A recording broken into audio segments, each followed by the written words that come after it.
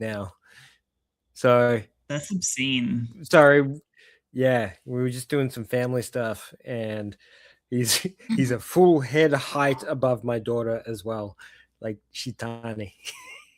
Put a brick on his head. Yeah, That well, is obscene. he's not even 18 yet, so he's still got a bit of growing to do. So he's probably got another inch more to go. So that's so much. That's what she said. No. Oh, I keep forgetting. I accidentally bamboo tortured myself. Why are you sticking really bamboo in your nails? Why is that thing? Not specifically bamboo, but like the practice of like separating the nail from the nail bed. Yeah, I actually do it, unfortunately, quite regularly because I deal with paper and I deal with cardboard and I deal with that sort of material on a day-to-day basis. I end up having it like slide under my nail quite regularly. So yeah, I know the feeling. It's gross. I hate it. It's one of the worst things in the world. And I tell you what, if I was placed in a torture situation where they pulled out the bamboo or whatever they're like and they're going to put it under my nails or they're going to pull out my teeth, I'm just like, dude, what do you want to know? Seriously, like 100%. Do not care. It's not worth it. No, you'll get the same answer as if you tortured me as to pre-torture. Just don't even bother. Yeah, but I'll just tell you we like it. So yeah.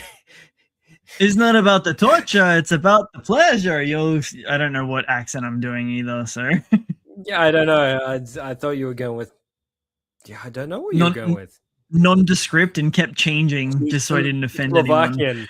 I thought you were going Slovakian. It's realistically, like, torture people come from everywhere, right? Like, it's just a frame of mind. It's not allocated to particular locations, because torture across the world has happened in every environment and every culture. Just some are better than others. Well, better at doing it, not whatever. I think some are better documented than others. So that's the real scenario there. Is we just remember because they wrote it down. Dude, your locks are getting long. You're getting man. Oh, dude, I miss it so much. I like it. Yeah. It's good to see again. Oof. Yeah, baby. Yeah. Yeah. You gotta let it cover. Everything's kind of askew. View askew. Oh man, dude, I love that guy so much. he's out of all the people I wish I could just hang out with, just like a general hangout, I think he would be my go-to. With a fat blunt. Yeah, definitely. The weird thing is, though, is he didn't pick that up until when he worked on Zack and Miri and Make Porno. Oh, really? So it was Seth's fault. Yeah. Yeah. 100%. 100%. That's funny. It was his fault. That was also the movie that almost broke his relationship with Jay, because that was at the height of Jay's really bad point. So he was about to hit. That was the movie. That was the movie where it really sort of tilted and made things quite different for their dynamic. I'm glad it really ended up the way it did, because they came out on top. Yeah. I wish we could see more Jay. I'm really sad that we only see him in those movies the way we do. Really good actor, unless that's just who he is. No, he did do another movie separate to Smith, and it was phenomenal. He was fantastic in it, and it's just sad that he's just been pigeonholed into this character. and he was never given the opportunity to expand beyond it. I feel like he could have been something absolutely amazing, but Hollywood just saw him in a particular light and just went, "Nah, you can't." Stoner man. And the ironic thing is that the movie that he made was about that story, about him not being able to get roles because everybody wanted him to play the stoner. Typecasting? Yeah, 100%. That's the term, isn't it? Yeah. Yeah. And I can't remember. I wish I could remember the name of the movie right now. I feel like an idiot. But he did a little indie film that was about him. Like, he plays himself in the movie, and it's got this little meta component to it where he's trying to get roles for movies, but everybody wants him to play the stoner, and he's just getting really tired of it. And he ends up getting this like mentor who gives him a book, and the mentor is played by that guy. He's absolutely amazing. He played in the Walrus movie. I still haven't watched that. Oh, but you know who I'm talking about, right? No, I don't. I haven't watched it. Oh, you need to watch Tusk, because it's an iconic film. I don't think enough people watch that movie. I think when it came out, I put it down to just like Human Centipede parody, but it's more than that. A little bit. And I know that now, but I still just haven't gotten around to it. It's that, but it's tongue in cheek. It's really got there's a really big undertone of the rich lording over the poor on a much grander scale. So Justin Long plays this really charismatic character in this film, and he gives Jay this book, and this book shows him the how to become an amazing actor, but he's only meant to take it in like steps. Otherwise, if he takes it too quick, he becomes like this superpower in a sense, and so it implodes. It's wild. It's absolutely wild movie, and it's absolutely phenomenal, and not enough people have watched it, and I need to know what it's called. Give me a moment and I'll tell you. It probably would have been easier going back through. Wow, Justin Long has been in a lot of movies. Okay. Hang on. No, it's fine. Give me a sec. I'm going to give you some time. You ready?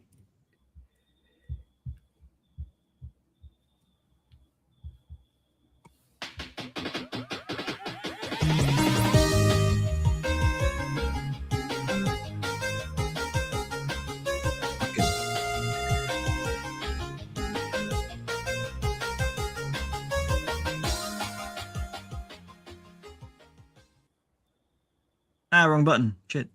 No, I still didn't. That wasn't enough time. God, yeah, I still didn't work. Wow, he's actually been in a few more movies than I was expecting. Dude, he was in Degrassi.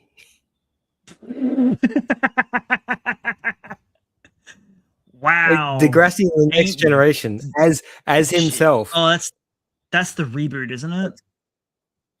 Yeah, the Next Generation. Yeah. Yeah. By the way, like anybody listening overseas, Degrassi High actually hit us relatively well over here in Australia. I know it's a like Canadian 6 show. years after the fact or something as well. Yeah. That was a 2001 series. It did really, really well in Australia. Back in the day. Yeah, that was the one with holy shit, 14 seasons? Yeah. Maybe it's like a big thing.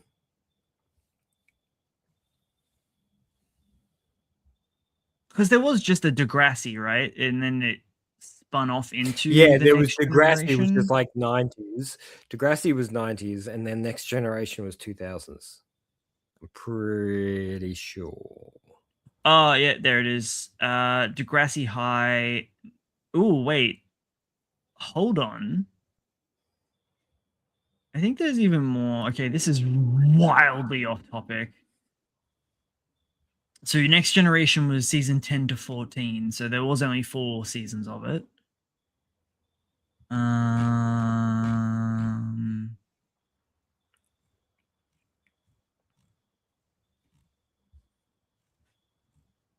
The Like wiki is really the original confusing. was relatively short, but the extended is much longer. It also gave birth to a lot of screenwriters and directors I mean, shit, early on Drake as was on it. well. Yeah, like it had a lot of content in there that followed on to other material. So it's kind of confusing because it looks like Degrassi goes all the way back to like late 70s. What? Yeah.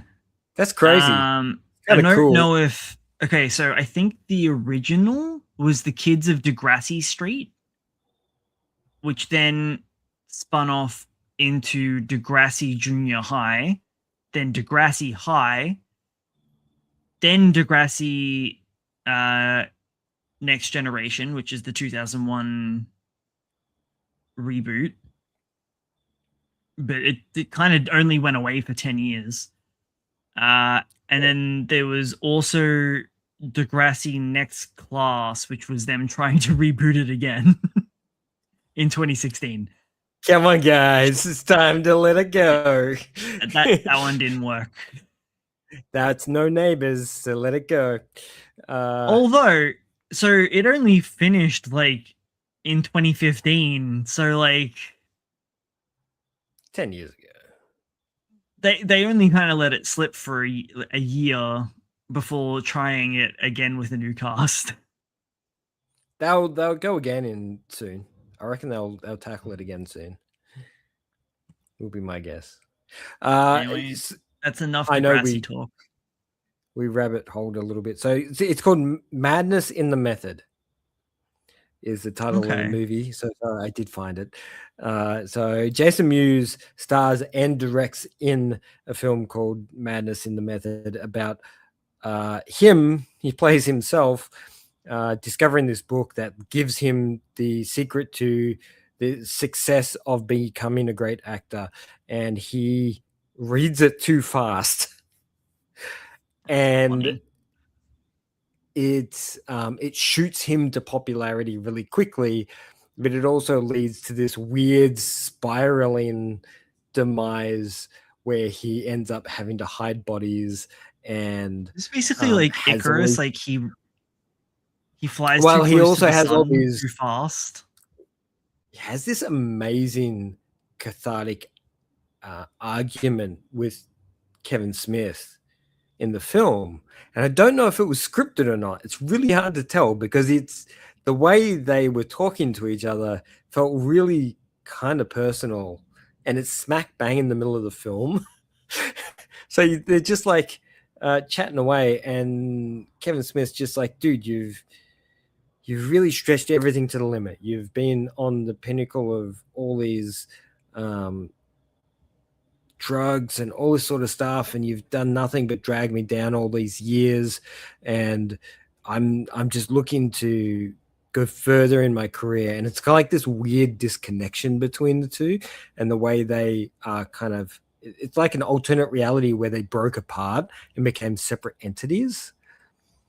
I And wonder if he like was if it was the conversation that they actually had, and he was like, "Can you think you can give me that on camera?"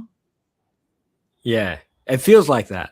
It's actually a really raw and honest film with a lot of weird, kooky material in between. I really enjoyed it. I absolutely loved it, actually. It was such a fantastic movie, and I wish more people would see it because it's beyond what Hollywood was capable of doing at the time and what they do now. You know, they're so tight on everything, and I feel like he's restrained quite heavily in his creative flow. So we've lost something by restricting him to this entity and this typecasting, we have lost something. Could you imagine how much we would have lost if what's his name, the star of Harry Potter, stuck to his lane? Yeah, Daniel. You know, if he stuck to his lane and Daniel Radcliffe never actually adventured out to do something different, then he would have just fizzled out and done nothing. Yeah. Yeah. I think my favorite of his really nothing. is Guns Akimbo. Yeah. It's a lot of fun. Guns Akimbo is so good. It's unhinged and silly and crazy. And I did really enjoy it because of its stupidity. But he's done a lot of great material over the years, like Swiss Army Man and the likes of. He's also done. I don't know if you've seen that one. No.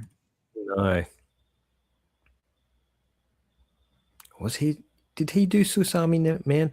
Man, I'm getting him mixed. Getting him mixed up with the Hobbit guy, like everybody else does. Even though there's like a 15-year age gap. Yeah, it's insane. Horns is interesting. Yeah, it's good to see there's an evolution that can happen, but it's really sad that there's a lot of actors that don't get that evolution, that don't get that move forwards, and it's because they try to ride the wave for too long. Like they ride the typecast for one too many movies, and then suddenly they can't get anything beyond that. So it's sad, but it happens quite a bit. Yeah. You done? Yeah. Let's focus. Sorry, that is such a. What were we initially talking about? I can't even remember what we're talking about, but it's. I'm not sure. Yeah, I know we didn't. I can't remember what we started with. So let's head into some news. Yeah. So this is mainly because Twitter has shifted to having, I guess, live translations now. So the Japanese community is finally experiencing the toxic fandom of the West's. Greetings. Yeah, you know, the really. Hello. This is really vocal sad. minority of like the toxic fan shippers, the ones that send death threats because their favorite pairing was not what the author had in mind, and so they're like, "Welcome to the English-speaking world. You should kill yourself." Yeah, I thought they would have been used to that from the Japanese realm. I thought the Japanese are just as bad as we are in regards to that. Apparently not. Stuff. We're pretty brutal. I think it's just numbers. It's a numbers game at this point. So once you expand out into the English-speaking world, you're not talking about just America. You're talking about America and England and Australia and pretty much anybody who has the vocality to do English sort of stretches in. Even the French and the likes of will pipe up as well. And so it's just disgraceful. It makes me sad and feel gross, and I need to shower because these people are just terrible. Okay, my issue with it is I'm all for you wanting to protect people. However, these aren't people. They're just lines or words on a page. And also, all you're doing is virtue signaling at the lowest common denominator. Like, these are easy wins and make you seem like a good person when you could be going out and doing some actual good work towards things that you are supposedly against, but that would be too hard. So I need you to shut the fuck up. This is a big problem. Fandom is a big problem because of the amount of investment that's involved. Could you? So look, let's put something into perspective, right, man? You are 1,000 chapters deep into One Piece, and it makes a turn in a direction that completely parallaxes your concept, and you can't. Nice word. And it suddenly, sorry, so it suddenly becomes a material that you don't like.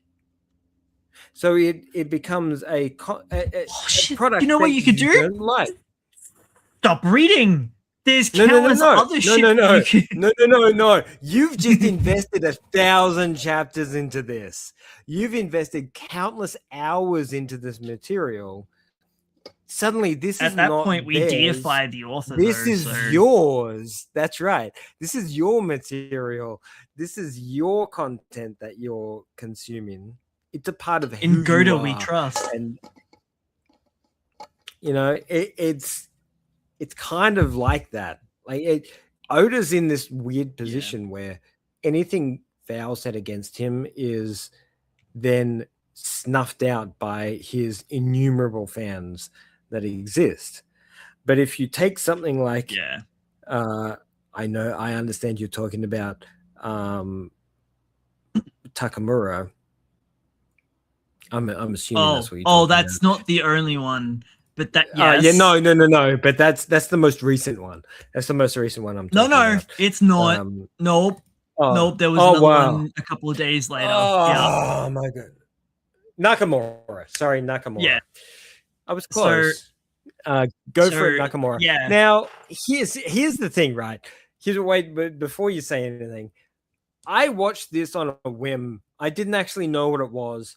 I actually just hit it and watched it, and I had so much fun. It's so fucking good. Like it is 100% one of the best rom-coms comedy-wise I've seen for a little while, because it sticks to the routine.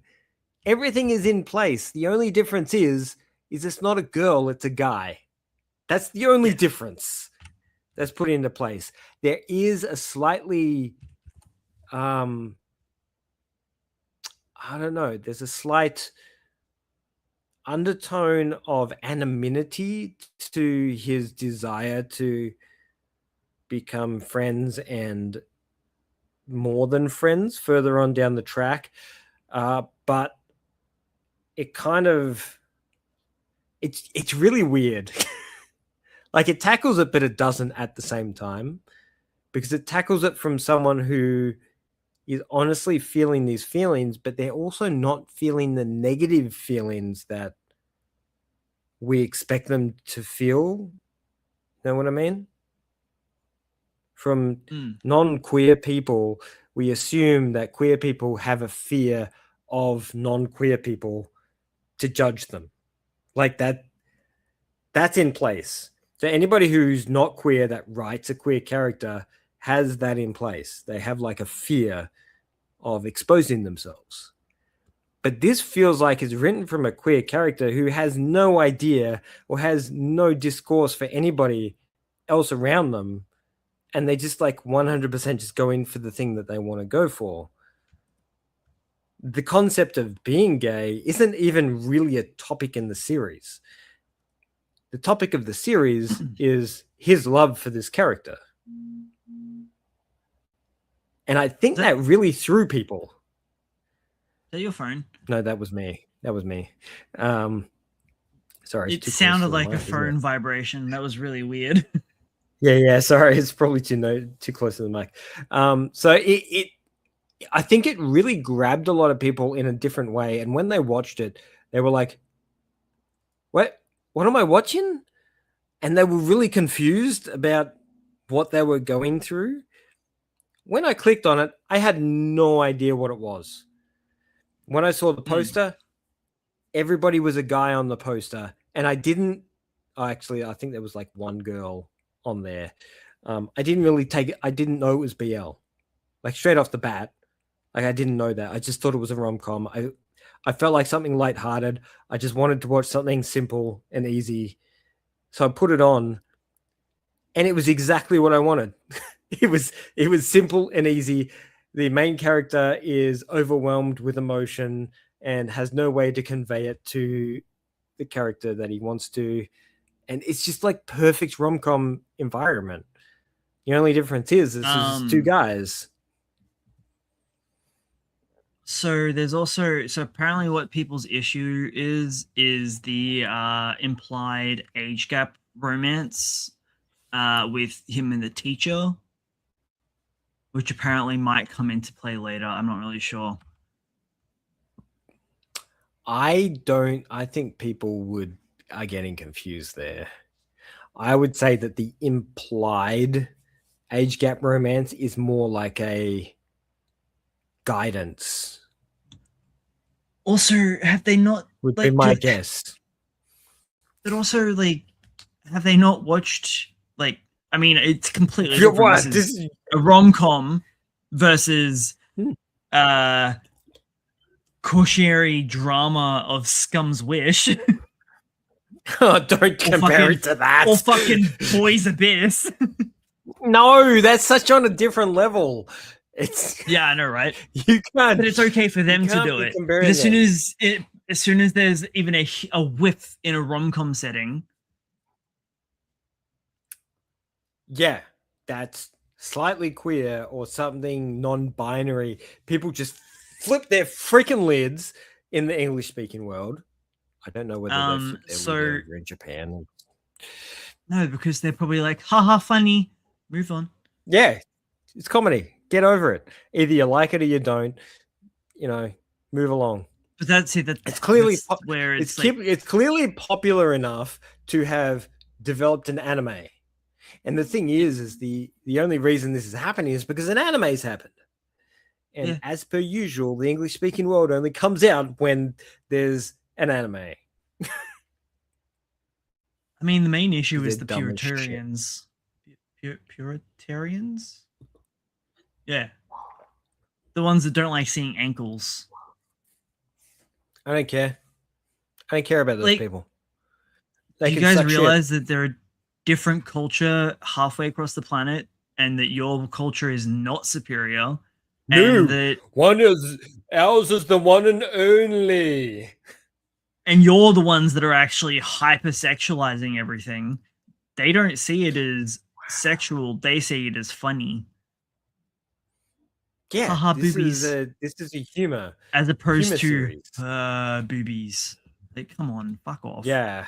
Anyway. Look, so no, you're not wrong. It feels like people can't discern comedy from, you know, this really obsessive nature that English-speaking communities have over sexualization, and this is our problem. This is our issue to deal with, and we've been hypersexualizing things since the 20s, right?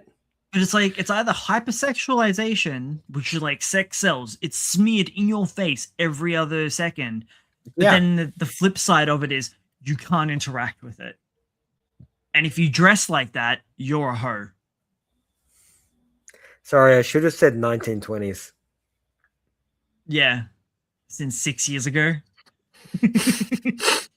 Oh no. And by we, you mean the 19th century. Yeah, look, they drove so hard into the sex sales department that hypersexualization became the standard for any form of sexualization. It was trying to sell you something, or is trying to be something beyond or not beyond a product.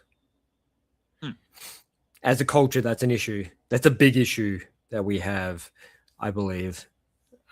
Whereas it looks like Japan's gotten over that. They're like, sex is sex.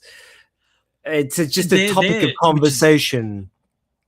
And when it comes down to it, generally want to protect the children from is hyper-violence and gore, which you get in stuff it's specifically aged for, like,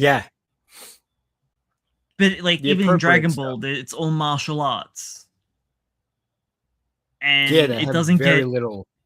It doesn't get truly violence until like Dragon Ball Z, when it's what 20 years apart. Yeah, in, like it's production aimed at time. an older age. Yeah.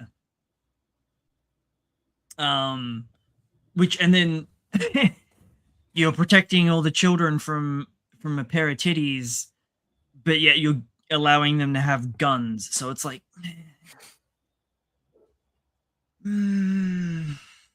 anyway, without diving too much into it, because we've obviously got opinions. Oh boy, do we have opinions. This is what had that author's been copying. Now I feel like people are jumping to it a little bit for clickbaity reasons. I don't necessarily think that they are going to quit being a mangaka. No. This is the post that was translated via Twitter. It sounds like that, but I don't think that that's the case. I think they're just ditching Twitter.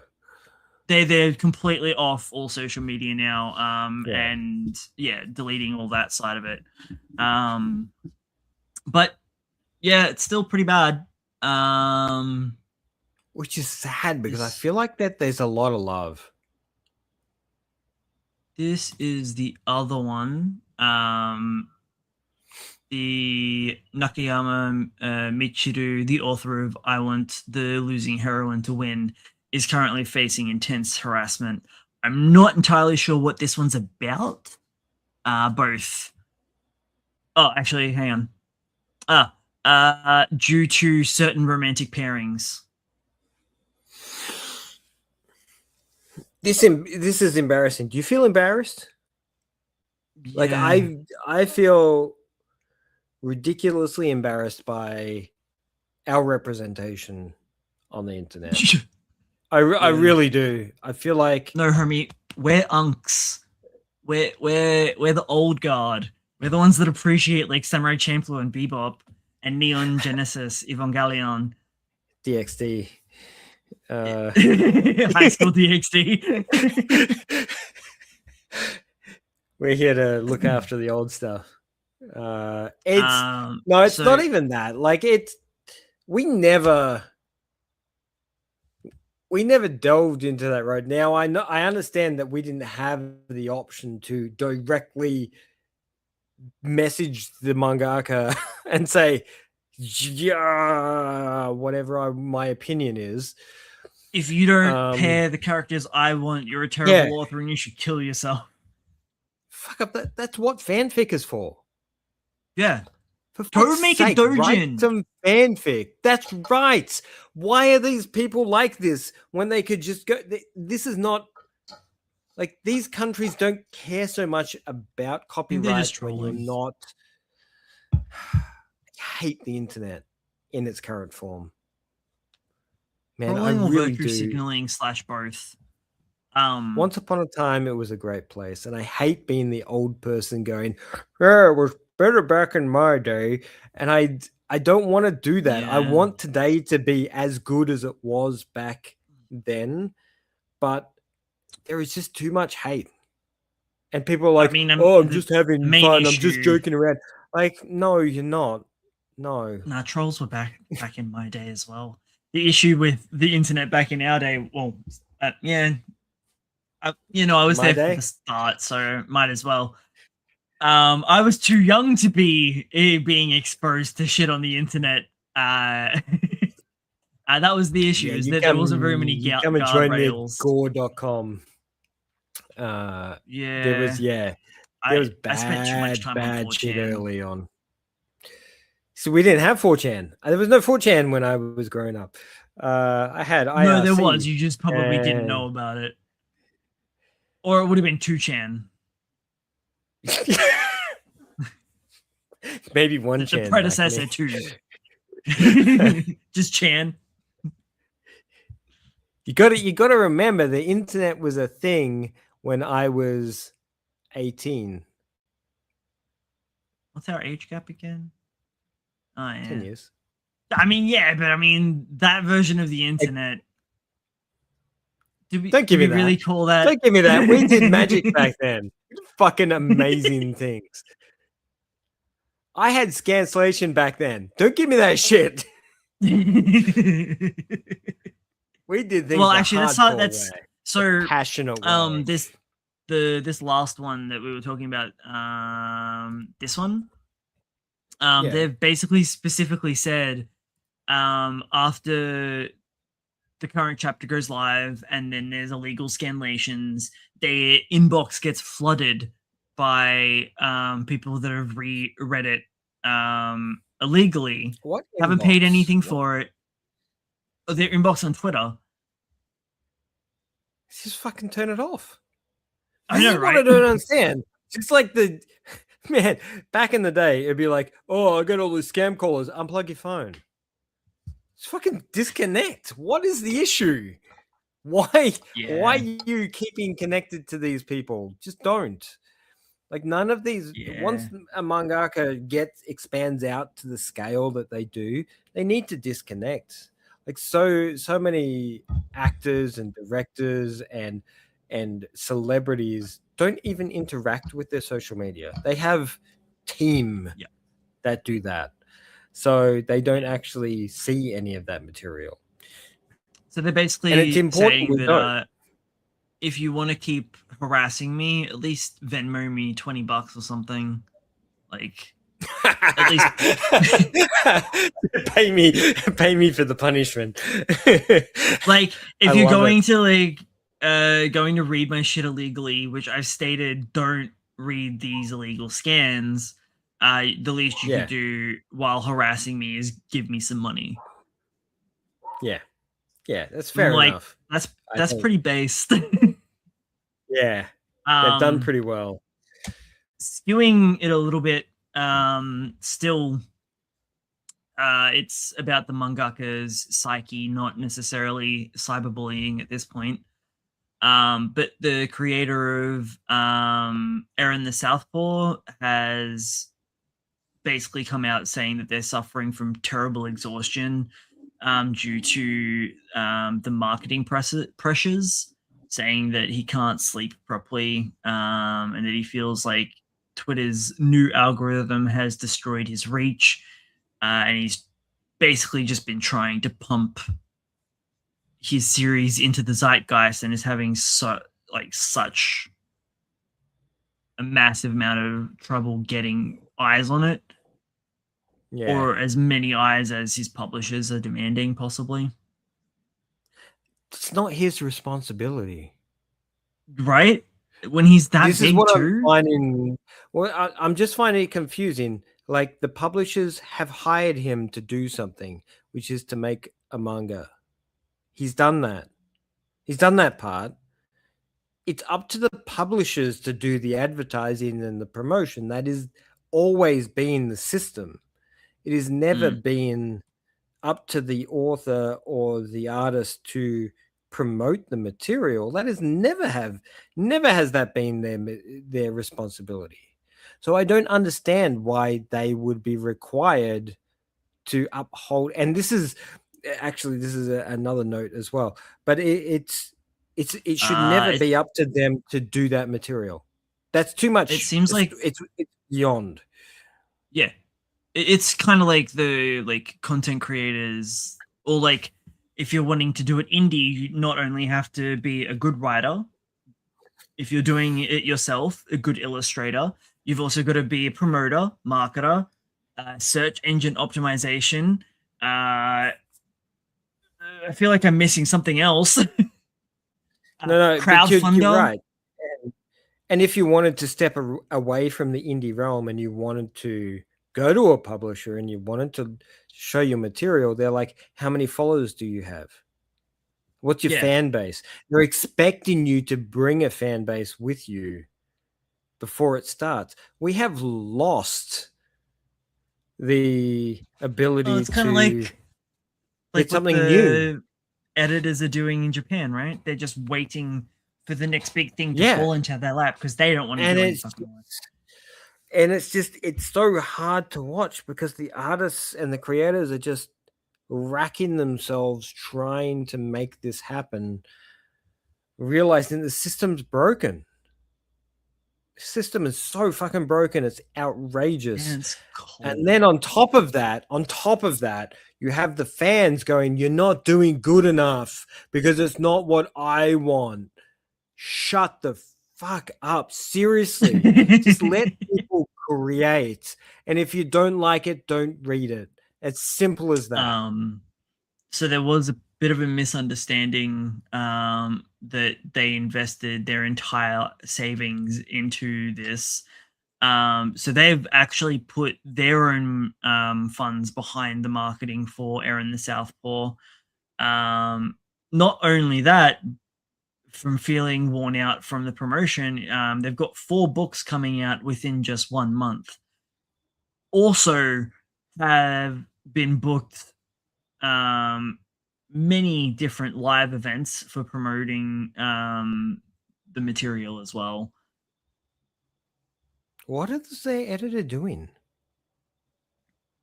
And apparently, no matter how much they're promoting, many fans will still say later, "I didn't know about it."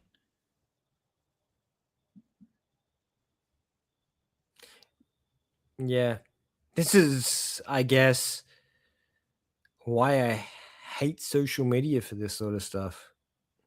It doesn't fit the creative field. Shit, man. It broke me. And I was just indie screaming into the void. One Kickstarter, and it feels like you are just standing yelling at a brick wall. That's the internet for you. Why? Because the internet is owned by people. And the last little side note to this weird segment of news that we're doing. Holy shit, it's 40 minutes of ranting. Sorry. No, 16 of that was you talking about Degrassi. Shut up. No, that was you talking about Degrassi. No, maybe. You brought it up and I rabbit holed off of it. Not my fault. Yeah. Also, the whole censorship thing from credit card companies is continuing over into the Japanese market now. So it's unsure as to exactly who it is behind it. It's just at this point, card companies are putting pressures on Faku for allowing them to take payments for certain tags on certain artworks that don't line up to their principalities. Is that the right word? No. Yeah, I feel like that's right. Yeah. Because the princedoms. No, it's okay. You've been reading too much fantasy, Brad. Principles? It's leaking into your reality. Maybe, yes. That sounds like the right option. That don't align to their own worldviews. I hate the world. Let it burn with all the fucking warehouses that are currently burning right now. Let them all burn because. But yeah, it seems like a lot of these card companies are targeting Japan specifically because their mentality is, well, if we hit them in the pocket, it's like, guys, they're indie artists.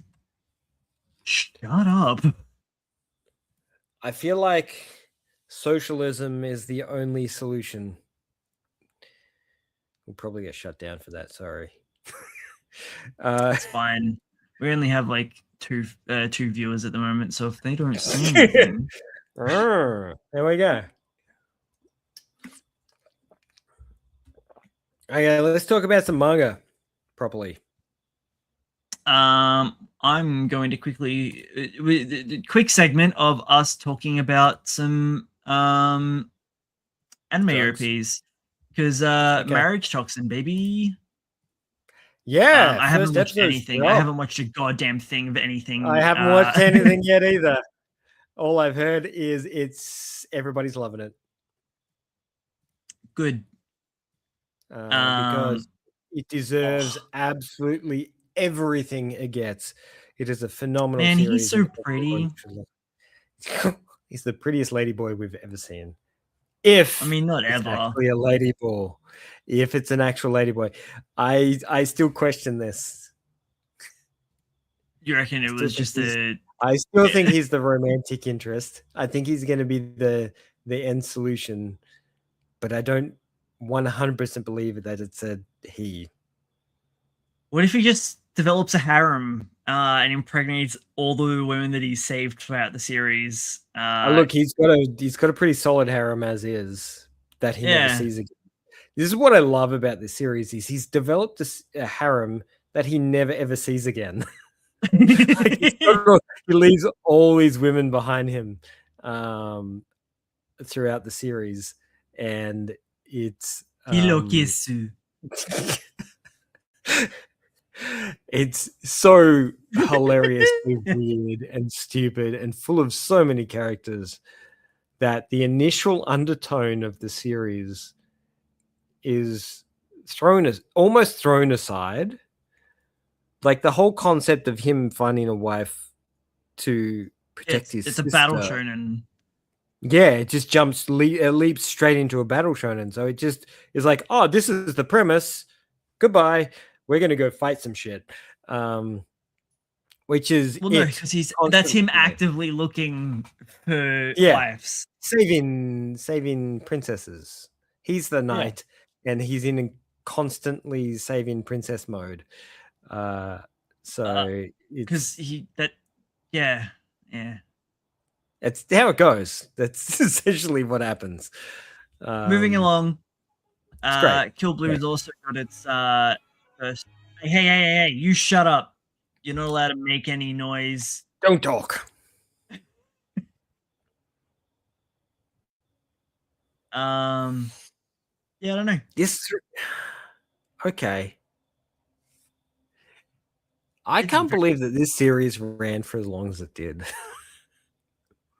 The comedy in it must be on point. Like the first 10 chapters was so funny and ridiculous that I stopped reading it because it was too ridiculous. First of all, this looks like an ED, That's not a an close. OP. Yeah. It says opening theme though. But also, I feel like I've taken acid. What in the hell is this? Not bad. No, it's cool. But it's cool. Like I said, not bad, but like, wow. This is not what I would expect from what this series is. It's a don't they do this on a regular? It's a contrast to the actual environment. Pew, pew, pew. Like the end credits tend to be really lighthearted on really dark stuff, and and when it's action, it's really chill.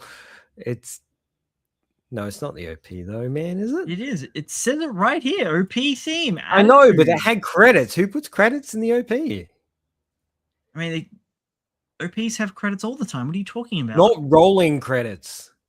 Yeah, well, maybe they're being different. In the 1950s, they had rolling credits. One moment. Yeah, sure, whatever. It's Kill Blue, isn't it? Yeah. Yeah, no, it's the OP. Whatever. Let them do whatever they want to do. That's cool. I don't care. It looks great.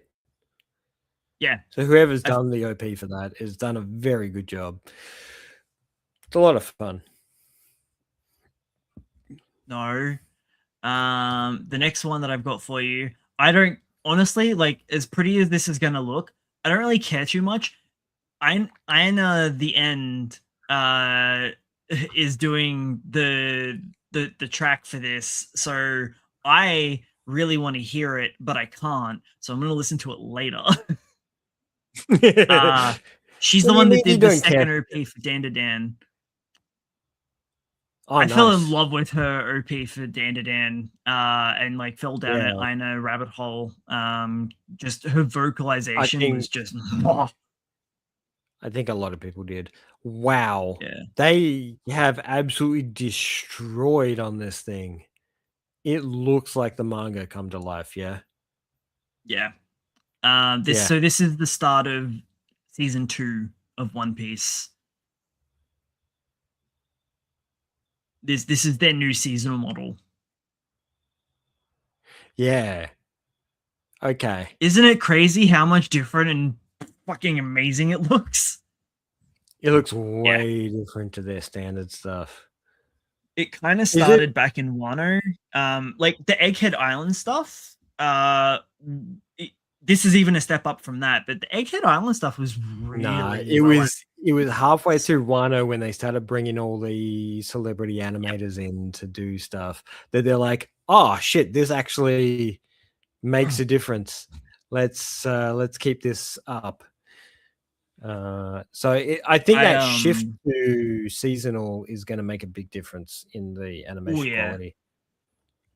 It's also going to prolong the life of One Piece, right? I think that the One Piece is kind of lighting a bit of a fire under their ass.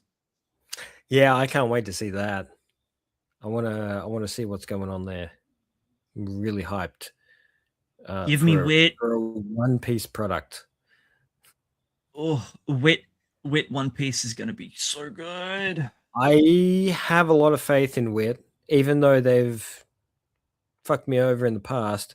I feel like they, as an animation company, are phenomenal. Yeah, that Mars one they did last season. Oh yeah, that was Wit. Yeah, like their original products, it looked phenomenal. It's just the story just was convoluted. I won't say it was bad. But I mean, Darling in the Franxx. Oh wait, that was Wit too. Shit. Not entirely Wit. That was partially Wit. No, I know. I was about to throw Trigger under the bus, but then I remembered that Wit basically did the finale of it. I think. Hang on, was it Wit? I'm not seeing it. It was a combination between the two, and I can't remember who did the writing for it because that's the real important part. The animation. I mean, let's be honest. Make a difference. The ending. I mean, the way that Darling in the Franxx was written, that has Trigger written all over it. I know so many people hate that series. I really enjoyed it. I just think, okay, I liked it. It just felt like it needed 2 seasons rather than 1. You probably that was problem. I felt like it had a bit more digging to be done. It was like certain areas were rushed. Was really well paced, and then the second call was rushed to all shit. Yeah. Yeah, you're right. It's almost like they'd just taken the second season and squeezed it into the second half of the first season. Yeah. Holy shit, that came out. I don't want to say actually. It came out 8 years ago.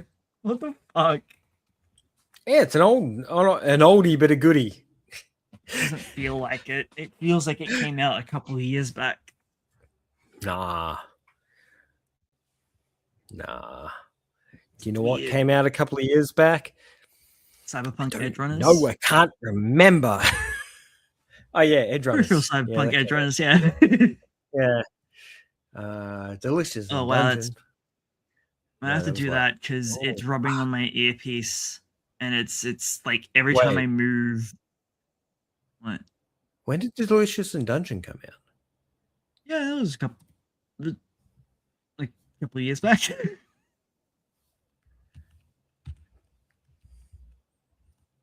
They couldn't have been working on they couldn't have been working on both at the same time.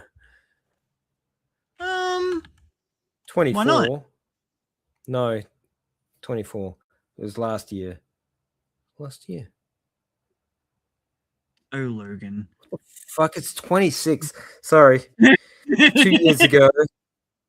You do 2 this years ago. every week. Shut up. Okay. You know how I keep going on about reality not being reality?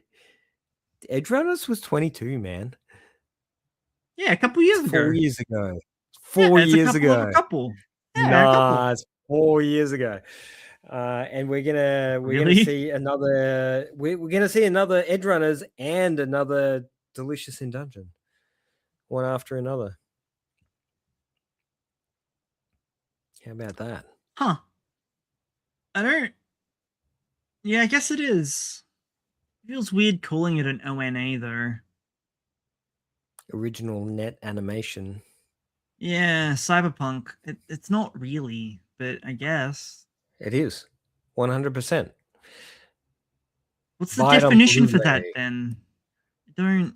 Okay, their reference is original net animation means a streaming service animated series, something that's designed for a streaming service.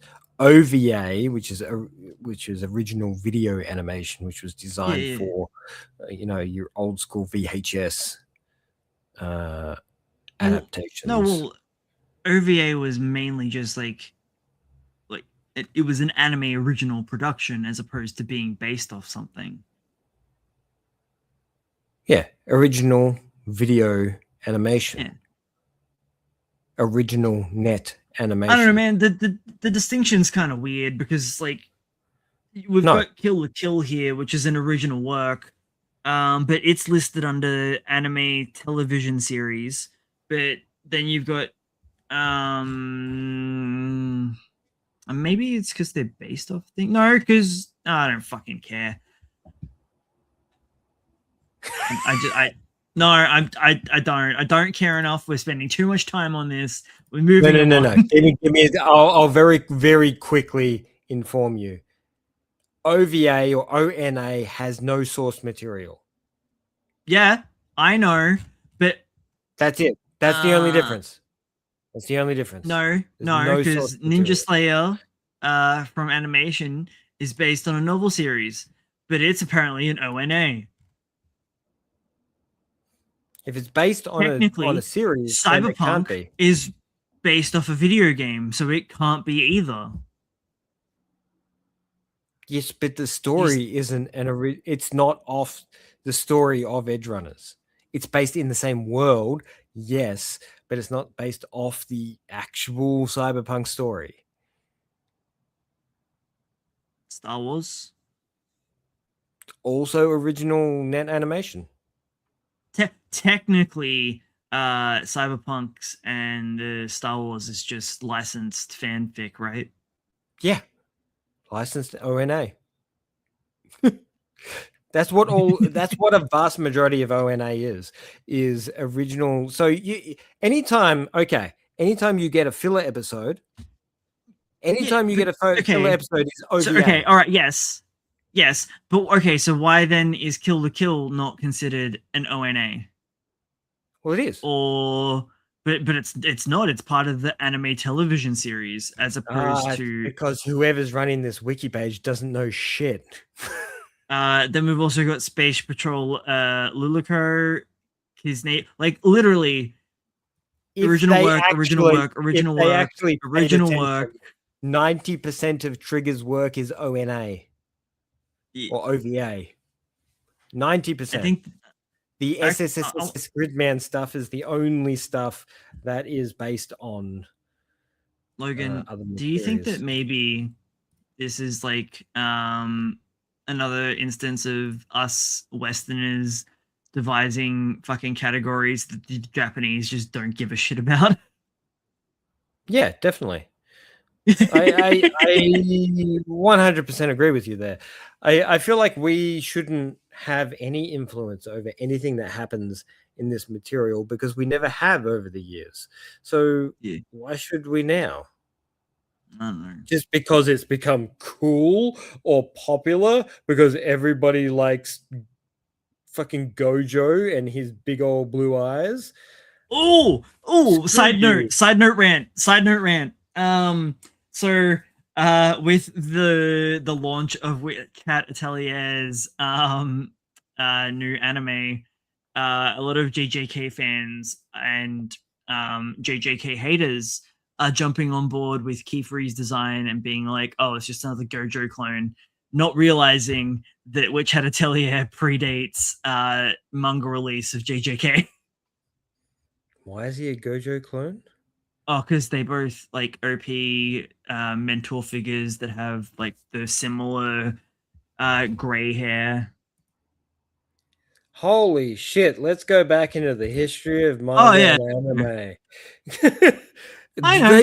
Did they think this is original? Holy Yeah, shit. Man, this has been going on for like 40 years. Like this is yeah, not but new. yeah, no, but don't forget that um fandoms got really squishy wet over Gojo. Which I just still don't understand. I guess he's not my type. Here we go. There you go. Oh, they're kind of similar, I guess. Why? Because they got white hair and blue eyes. Yeah, and I don't know, kind of similar glasses. Their fucking personalities are so different. Oh yeah, This shows you how deep the fandom is. Oh, they're so deep, these people. So incredibly deep that they only go as far as surface level. is he the new Gojo? No, nobody gives a shit. It's just a uh, really cool story. Can we just have a really cool story uh, without the I, creaming over something? just ignore how I spelt his name. Giffrey. Quiffrey.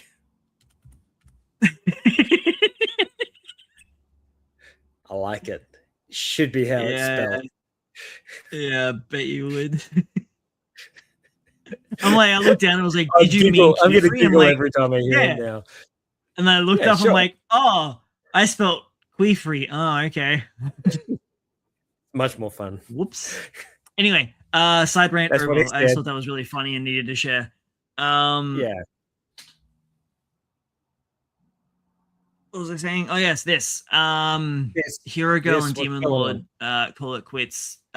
Ended with chapter 21 next week. Sad. Yeah. Sad, but not super surprised. I don't know if you read much of Oh, it. whoops. It is. It's fun, but I knew it wasn't going to float. Mainly because it was too. The scope was too small for what they were looking at comedy wise. They needed to introduce more characters quicker and move things quicker. It Yeah. it became too. I don't know. That is a Not cool the right cover, pace for actually. it. That's a So much really cool teeth. cover. Why is this? Have you read this? Have No, you but read it's any of now. this? Yeah, it No, has. it's been on my list for months. So it ended with chapter 30 today Yeah. or last week. Oh no, yeah, no, yesterday. Um yeah. Every time I saw covers or Uh artwork for it, I'm like, man, this looks so cool. And then every time I read it, it just. I don't know. It just felt like a bunch of people talking in a room, and I must have hit the wrong chapters oop, because I oop. didn't see no wolves and I didn't see no people sitting in moons. Uh, it was pretty straightforward chatting. I look at that. What you got there? What you It's book got there? 16. That Nice. that's how far behind we are. They're up to It is. 23. We're only got 16. And that's the latest Oh version, wow. the latest chapter that's released so far I back. wonder how they choose what manga they advertise in the back of these. Because we got Kaiju number 8, Spy Family, Chainsaw Man, D Gray Man, Like so many of those have been finished for years Death Note, specifically the all-in-one edition. because people love Death Note, even though I don't actually like it. It's kind of Yeah. junk. It's kind of junk. Oh yeah. No, it's fun, but it's junk food as hell. Yeah. Uh, I mean, I take Death Note over Trembling Right Hand because what the fuck? Are you kidding me? Trembling Yeah. Right Hand is wild as hell. Why would you It's giving me like? whiplash. But that's what makes it so great. It just keeps whiplashing backwards and forwards, and it just takes the genre and it just like spins it like this, like I crazy. feel like It's there doing something was. different. I honestly, I much prefer the light novel spin-off of Death Note. That's kind of a prequel. I hold that in higher regard than the main series. Probably written by someone different. Yeah. Like Death Note's a snapshot in time from like the mid 2010s. Wait, no, 2000s. Yeah. Yeah, I was thinking like the latter end of the 2000s, and then my brain was like 2010s. I'm like, that's not when it. Okay. Not far enough back. Go Um, get a little bit more. Get a little bit more. couple more years, like 2007 maybe.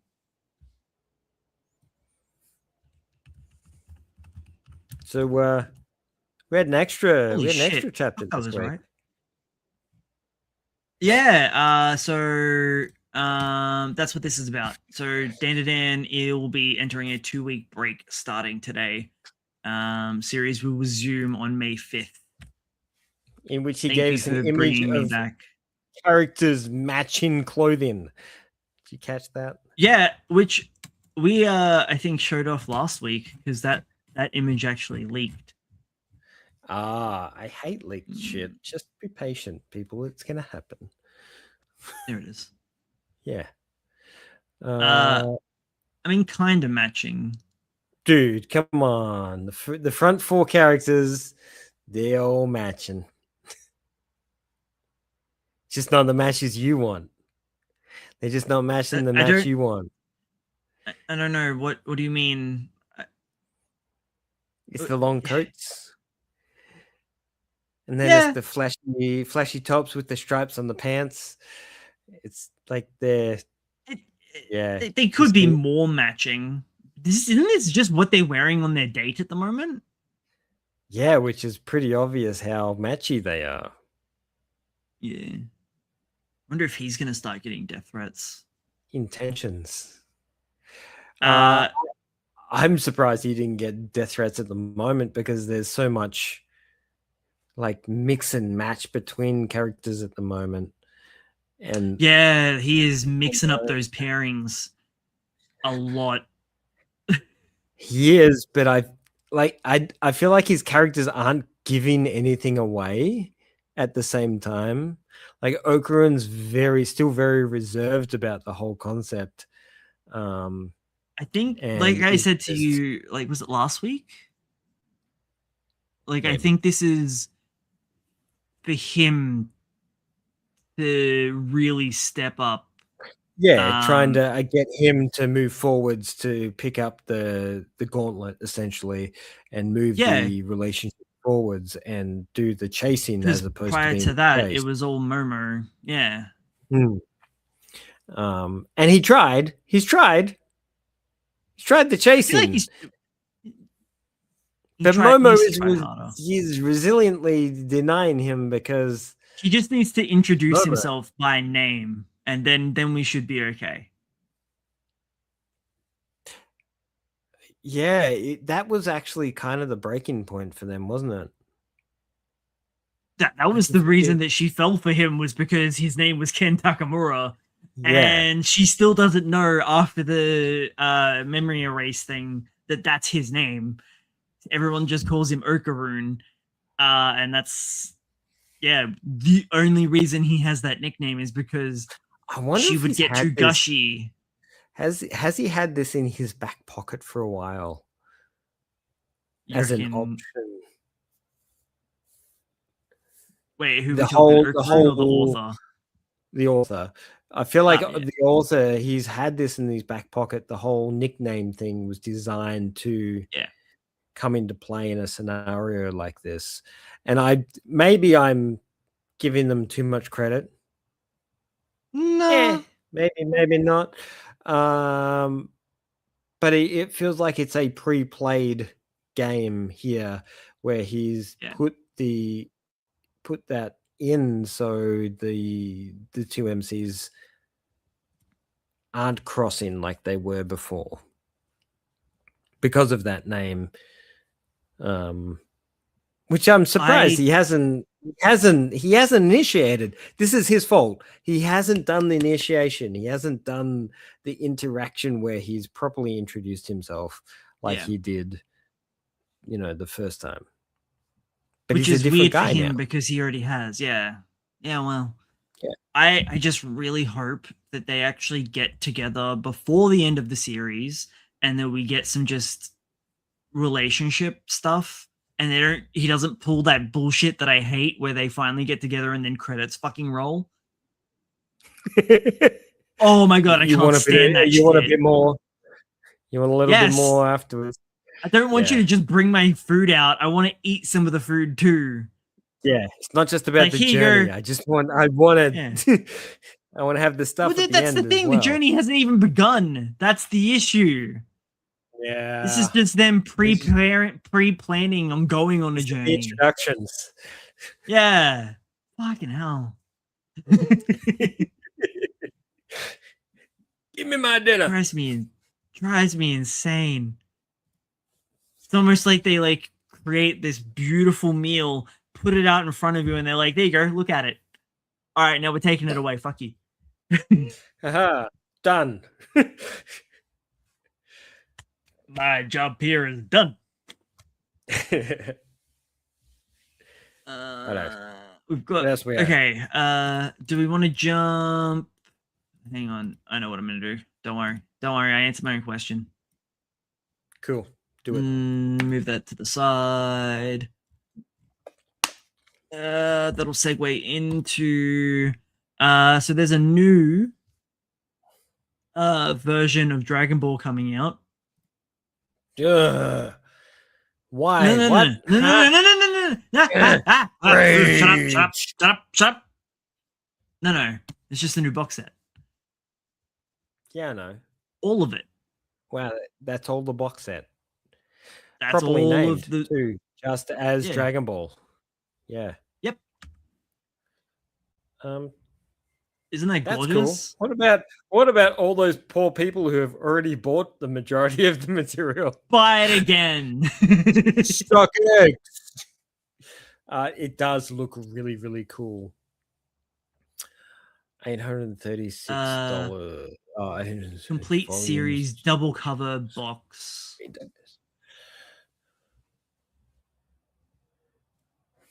How many chunks is that? 40. 43. 42. Really. 43. Yeah, but there's an extra one in there, so it's. Ooh, that's cool. What is that? I guess they've got dust covers, which is why they're referred to as double covers. So they have the dust cover spine, because One Piece in Japan also has dust covers, which Oda actually hides secrets in. And dude, I'm so mad that we don't get them. Even especially in these fucking things. These should be the fucking dust cover ones. Nah, you don't get the fancy stuff. I know, it's some old bullshit is what it is. Just get it from Animate. I'll get it next year for you. Shit, that's not bad. 31,800 yen. That's like $318. Holy shit, I'm buying that. I'm buying that when I get over there. This came out start of this month. I don't know if I told you, but I booked my tickets for January next year.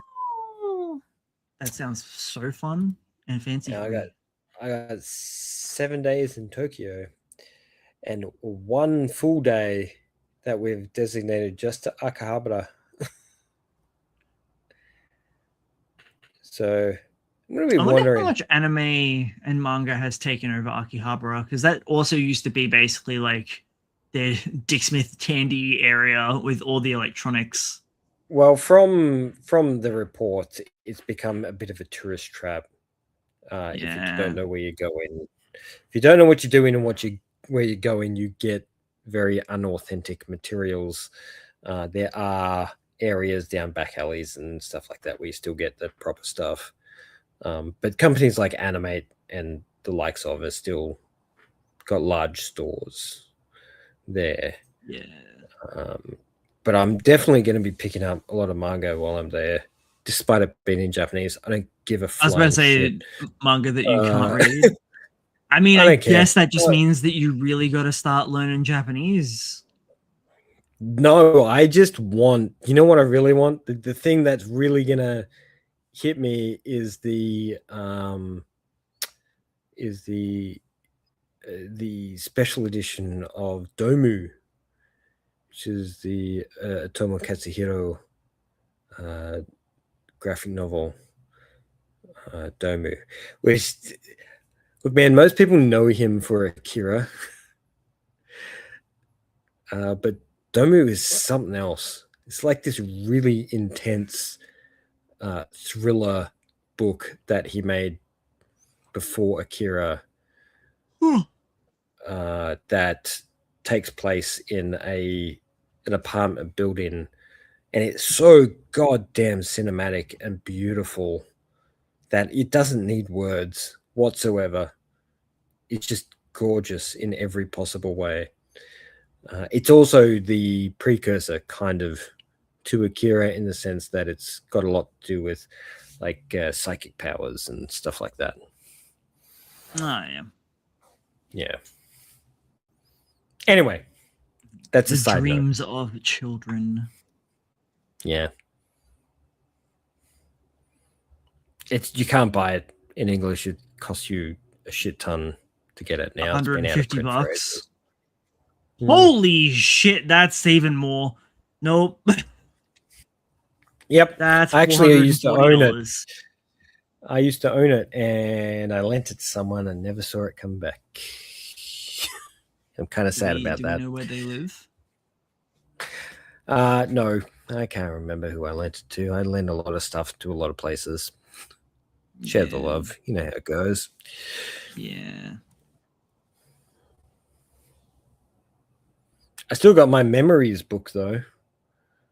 That's another one of his. He did. It's all short stories.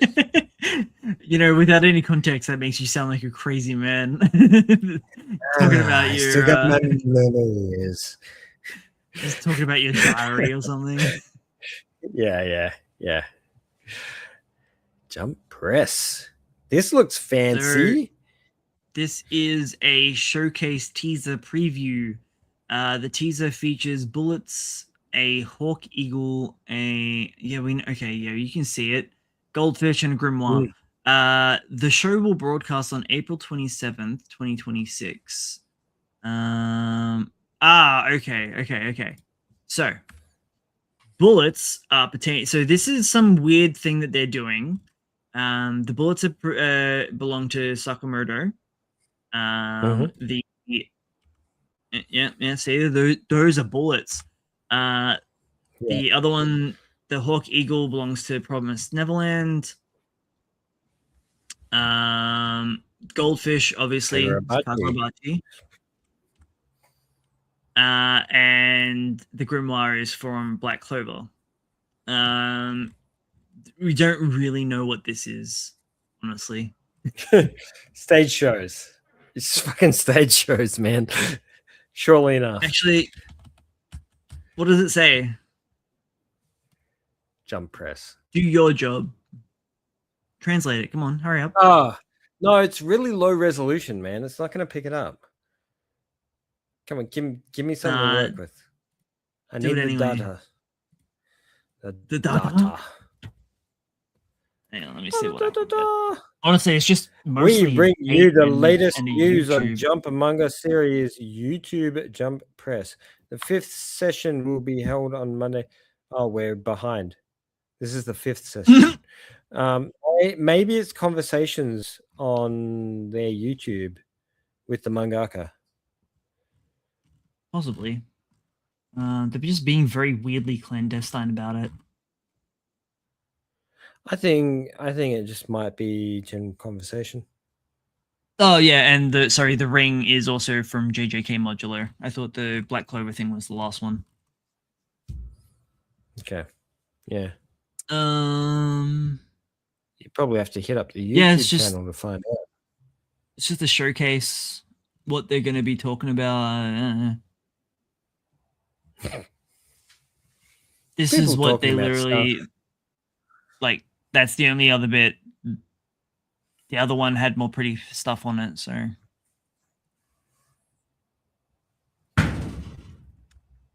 Good lord. Nah, he ain't so good. Smoking weed and rubbing feet. What?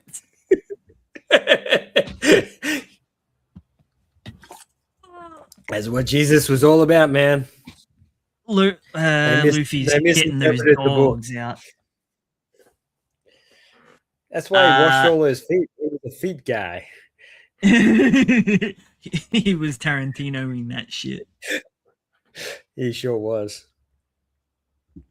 So these are the cover / color pages from this week's.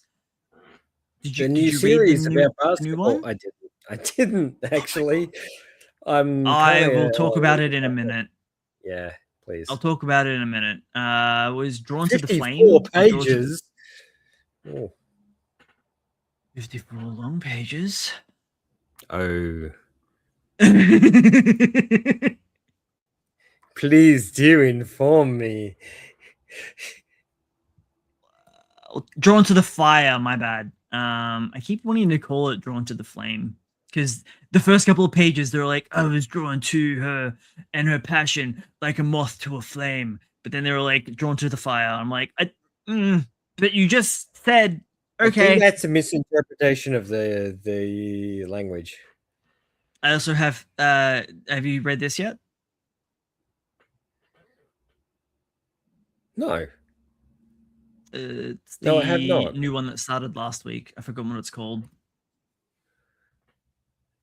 The kid that went and did all the Roku. The God House of Roku. Roku's House of Oddities. No, like basically it's literally written right there in English. Yeah, I know. On the cover. I know. But it's written right there. Then they've localized it as this. No. Like it's on the cover. I know. I can see how too. Two companies that are exactly the same get things wrong. I mean, it basically means the same thing. And to be honest, I like Roku's House of Oddities a bit better, but that's just me. I'll get into this in a minute.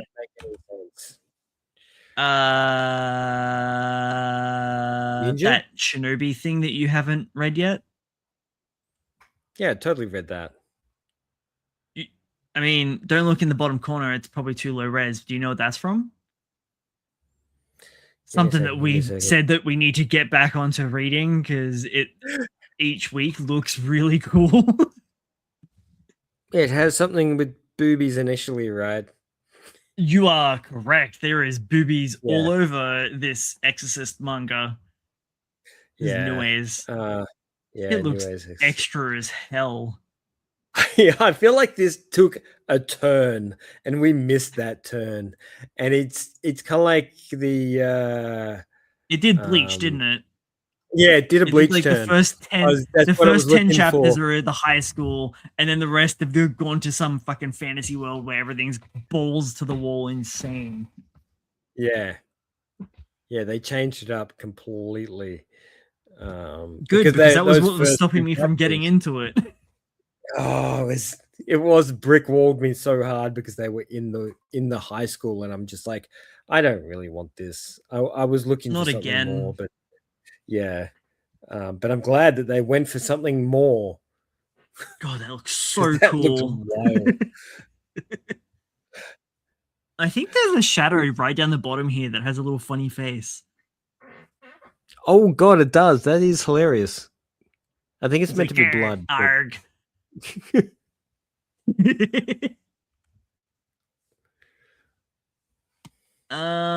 Yeah, so that's pretty much it for news, except this last little one.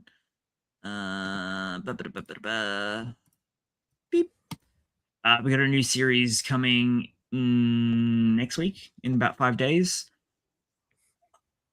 What does that one translate to? Because I don't have it readily available. It doesn't tell me what it is.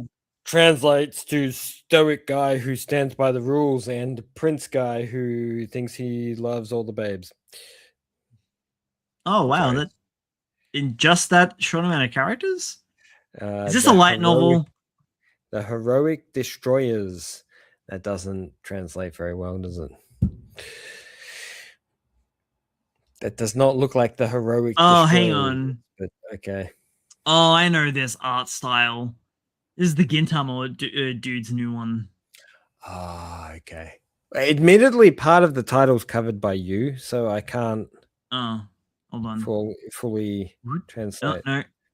No. Come on. More. There we go. No. Oh my god. I can't translate your head.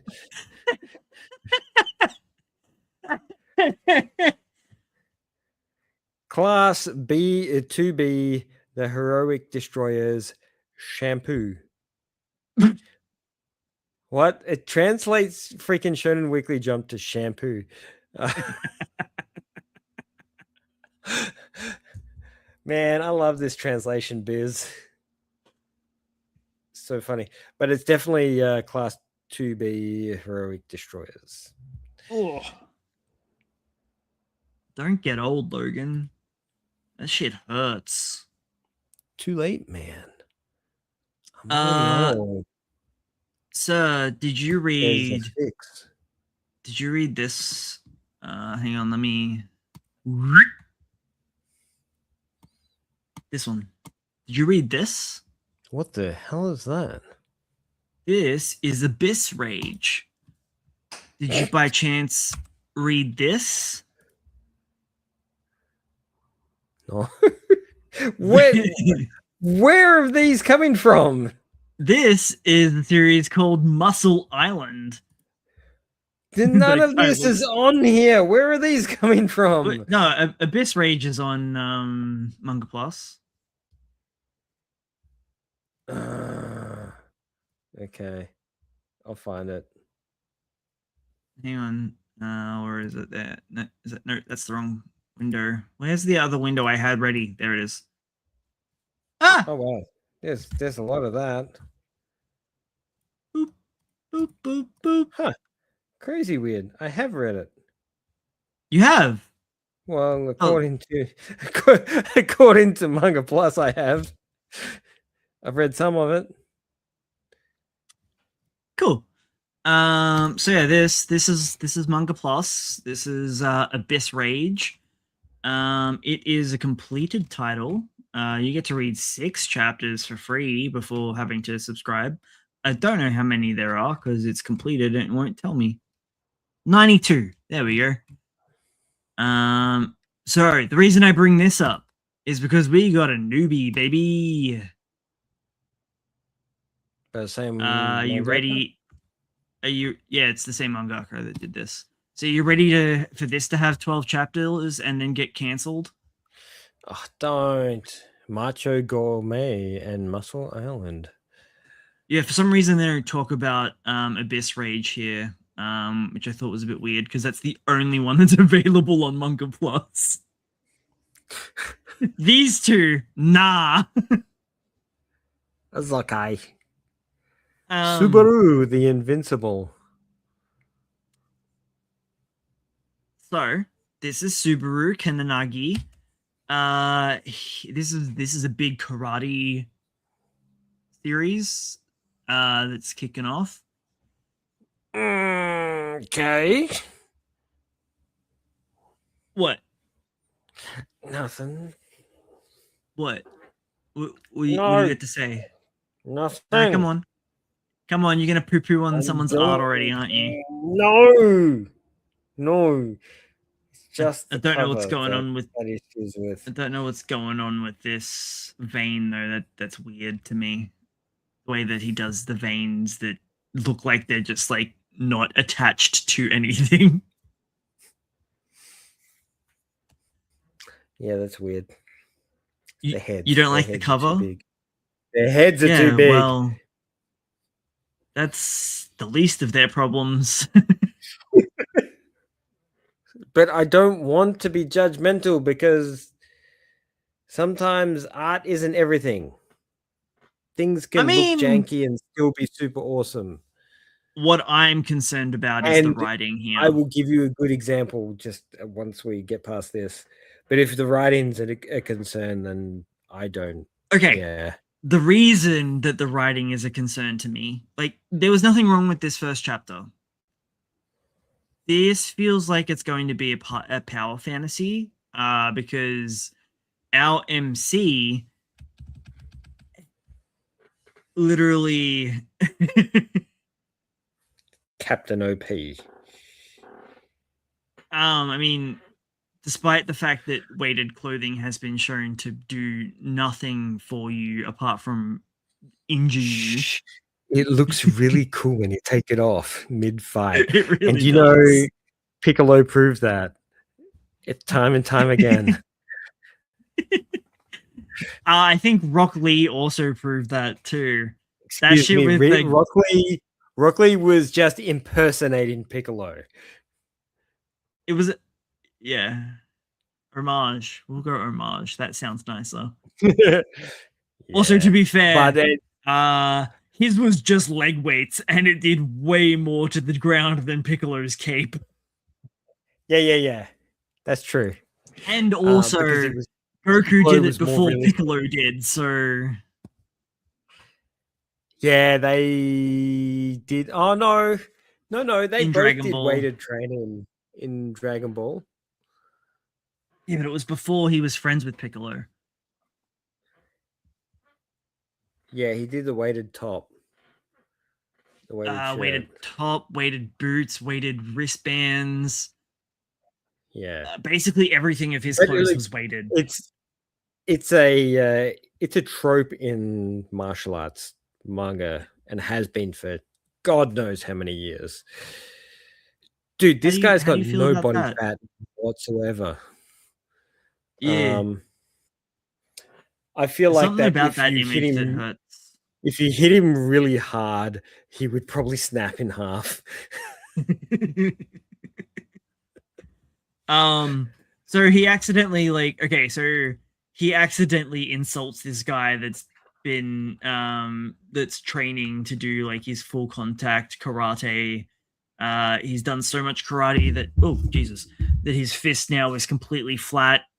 I guess that's a thing. I thought it looked like a loaf of bread, but okay. Yeah. So he's just like, oh, well, why are you holding back against that seems okay. He's like, oh, so you weren't holding back, that was you going all out? Okay. And he's just like, what are you talking about, you little shit? A lot of talking. I said a lot of talking happening. Oh, dude, there's so much talking. And right, the other guy, like, he's getting full analytic. He's just like, oh, that must mean he's gonna open with a kick, and I'm just gonna I'll do this and I'll kick him and I'll shatter his jaw. And then he literally gets like one-shotted by the kid who knocks off his helmet. Look, yeah. I don't know.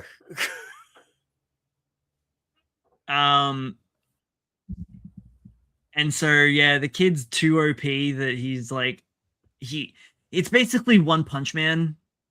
If it was a comedy, it would hold up.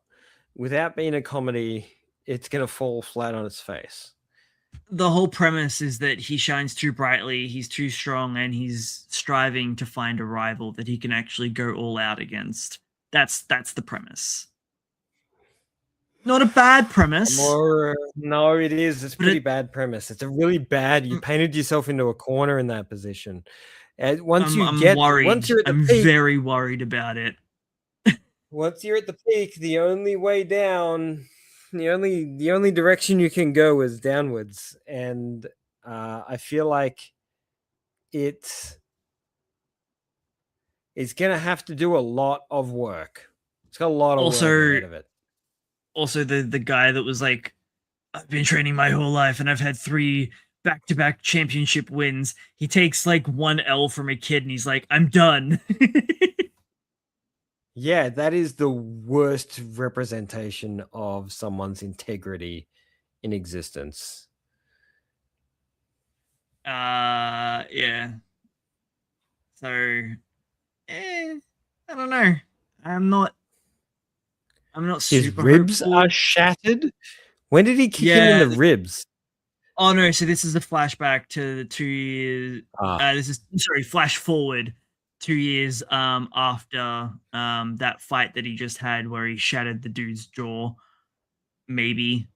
And yeah, he's kicked this guy. Hold on. Yeah, right at the start is the guy that he kicked in the rib.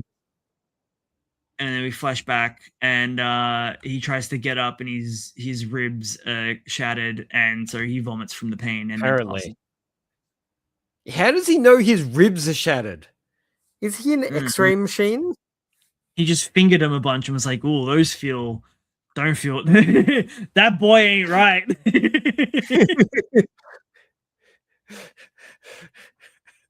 Oh yeah, this is the story leading up to his defeat. That's the clincher. Is like, oh, he's the toughest there is, but now someone's gonna beat him. I don't know.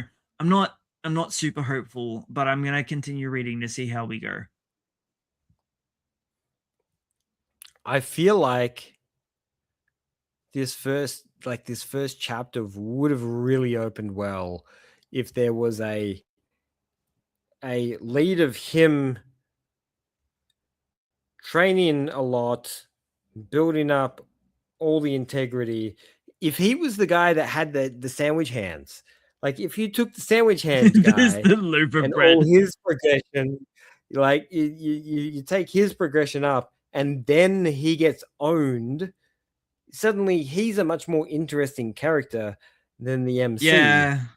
I did skip over a lot of there was a bit of like wow, I'm sorry, I'm a bad influence on you. Like there's not even maybe there wasn't that much. I think there wasn't. The issue is with the type of writing that it is. It's bland. Maybe. A little bit. Yeah. It's not going anywhere. I mean, he And obviously can write a it story. The last one that he did went for nearly 100 chapters. So, and like this is what the fourth serialized work because they mentioned another 2 at the start. So, I guess we just gotta have faith that the mangaka knows what they're doing. What's with their art though? Like you look at that page. Yeah. Which looks phenomenal. Yeah. With the exception of the background. They really chipped out on that. But yeah, that's the point. It's the focal point's in the center. And then you drop back to which one? Where do you want me to go? It's just like anywhere. It looks kind of goofy. Everything else looks about goofy. There's something about him there that looks a bit wrong too. Yeah, the human body doesn't look like that unless you peel the skin off and remove all the fat. Nah, just the arm placement, maybe the neck placement. I don't know. Oh, guaranteed arm placement. I know that he's meant to be stretching, but yeah, it doesn't look like it lines up like it should. No, I don't mean to be rude, but it's amateurish. which is wild because this is their fourth They've serialized already work. had, yeah, they've had a lot of work before. So like they've got it, it Honestly, wildly flips. It wildly flips. And the placement of I this don't know. Bane is weird and unnecessary and really They're just just looks weird. not, maybe they didn't hit the art school side of things. It looks like Maybe there's a worm. they transitioned straight to doing manga without doing all the traditional training component. And Maybe? I would say that due to composition. More so Yeah. than more so than anything else. So if you flick through this, composition is a problem. Like, it's boring. It's Man, that's a this is why you had tasty loaf so of much bread. trouble.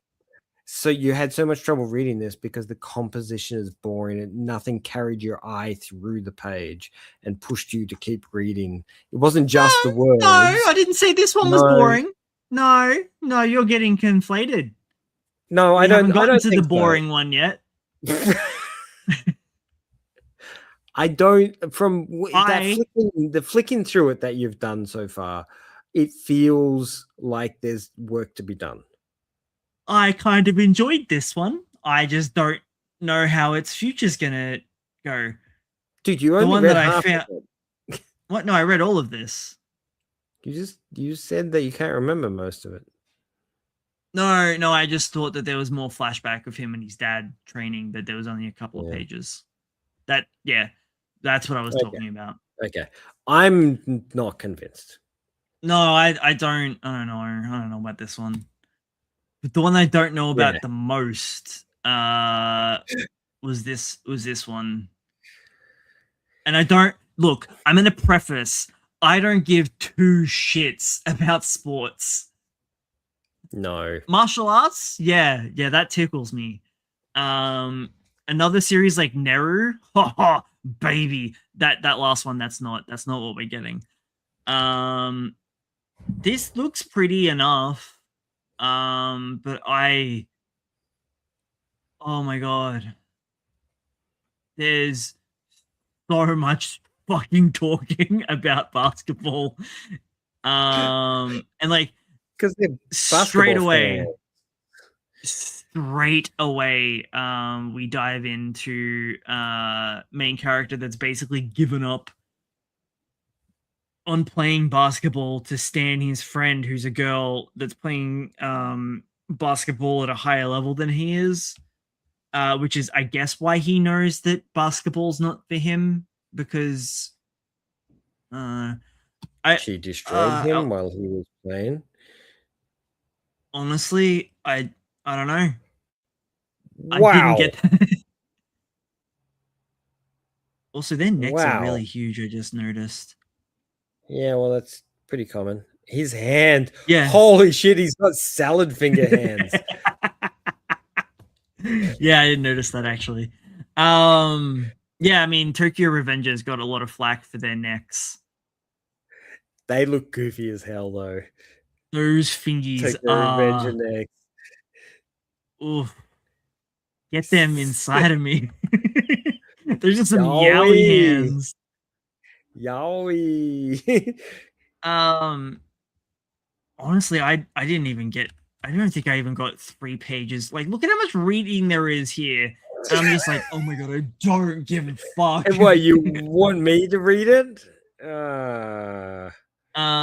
So I started flicking through and I was just like, there's nothing really doing it for me. Too much. There is too much on each page. Like, eh. And he's like talking about prodigies, and I'm just like, oh, another one of this.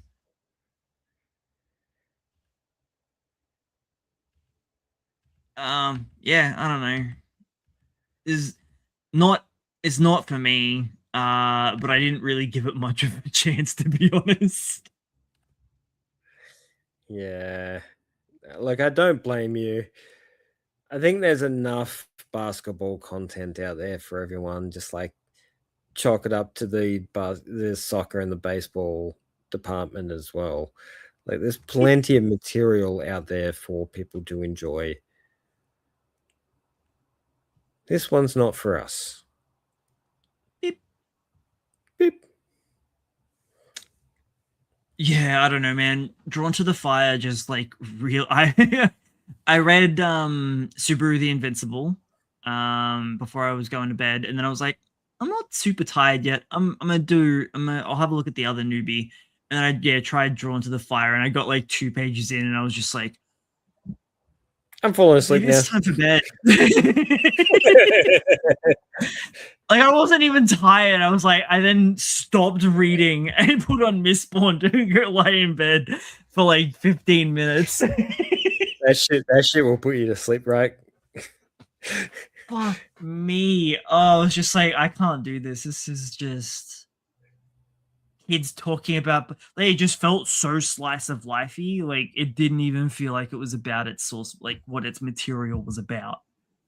Yeah. So I don't know. Moving along to Brad shits on another person's comic Material. series. I don't know if this one's for me either. I think it's gonna be a gag manga. Okay. Which isn't what I was hoping it was going to be. Bit goofy.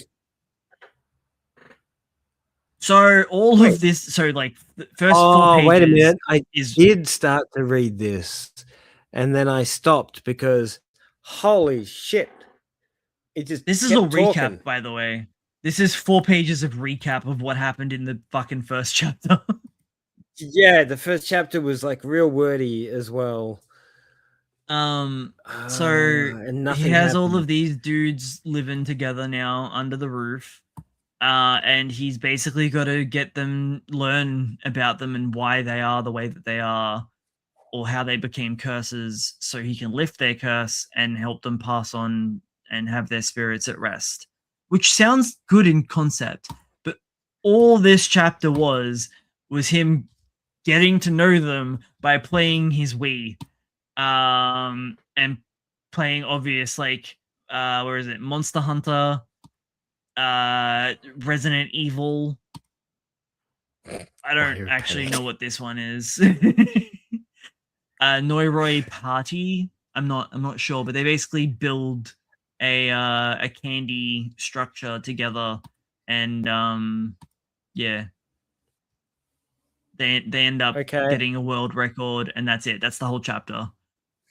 Wait, they can touch the physical realm? Yeah.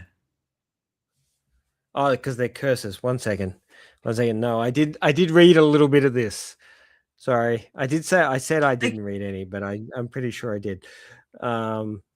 It's not bad. It's better than the other two, but I also don't think it's for me. We'll see how it goes if it hard pivots into having an actual narrative.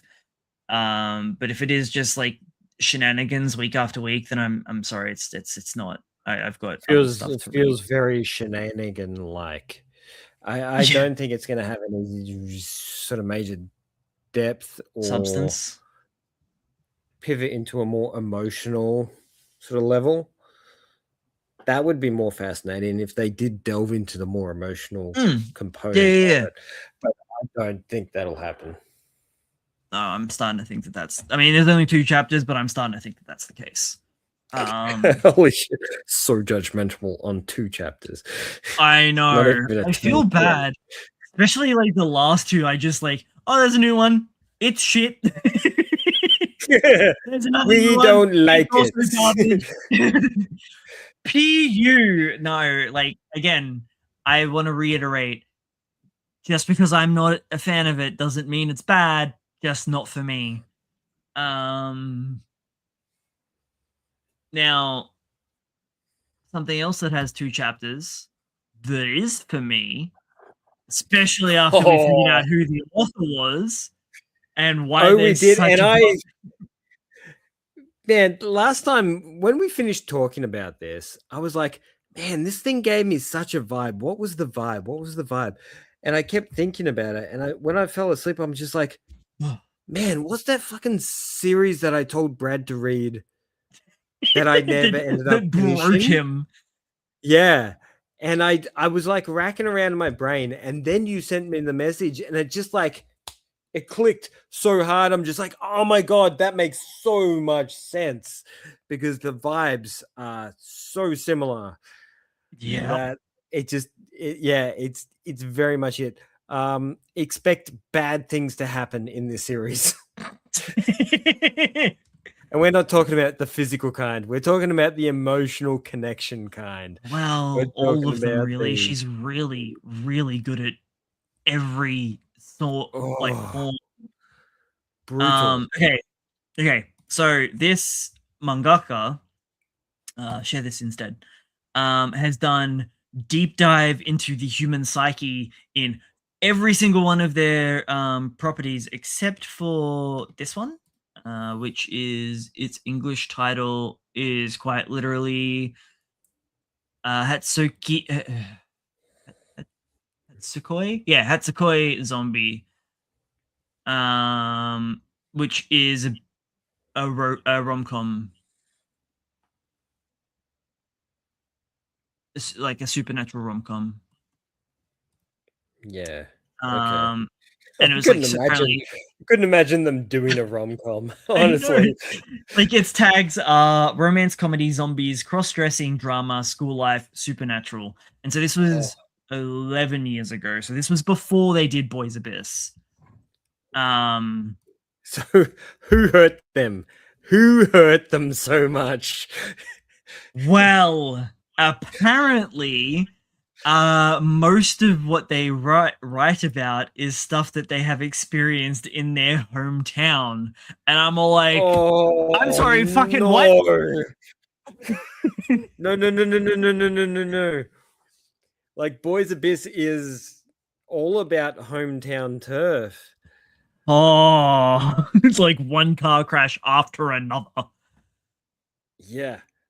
So if anybody out there is looking for something to wrench every possible emotional tangent that you have, this series will pull that tangent because it is It's twisted like a and habitual, weird and fantastical in so many different ways.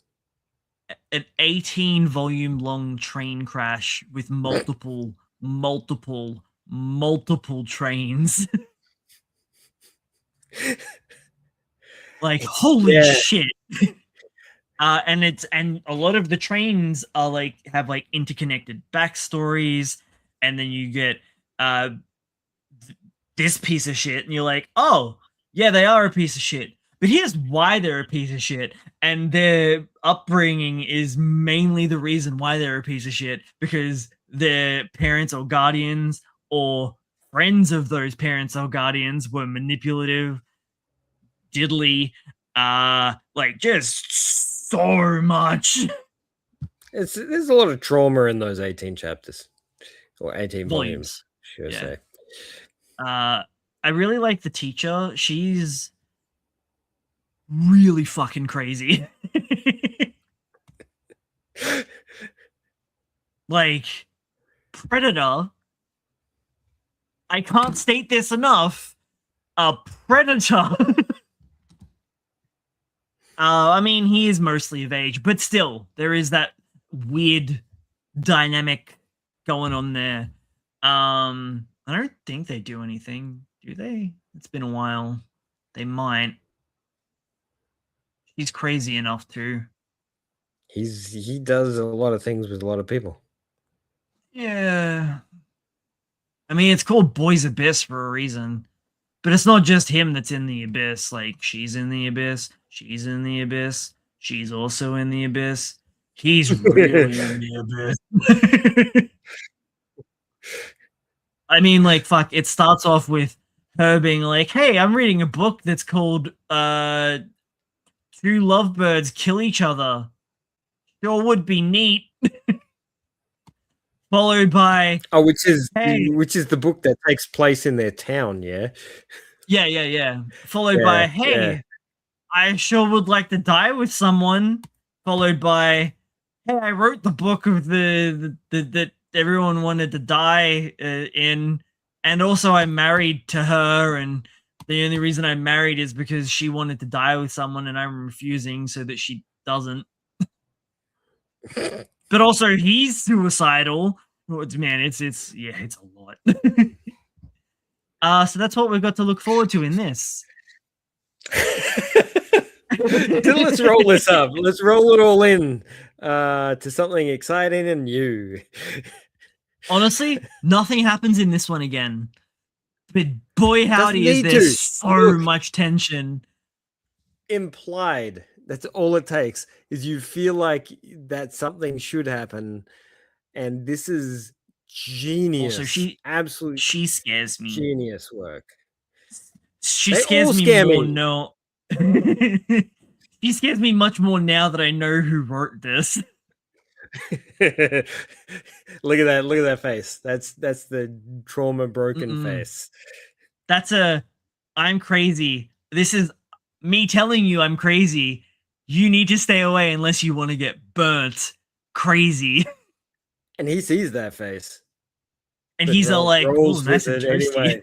Yeah. It's Boys Abyss all over again, right? Yeah. Although this also feels like it could have a bit of doomed yaoi, which is also her thing. Because Boys Abyss had a bit of that too. Is that a dude or a chick? That is a dude. Wearing if you notice, she's wearing his tie. Ah, okay. Yeah, that makes more sense. The two that are dating. And he's all like, yeah, everyone calls her Princess Momiji, but she acts more like a queen. But he doesn't say it in a nice way. He's like, not with those eyes. Beaten down. He's dead inside.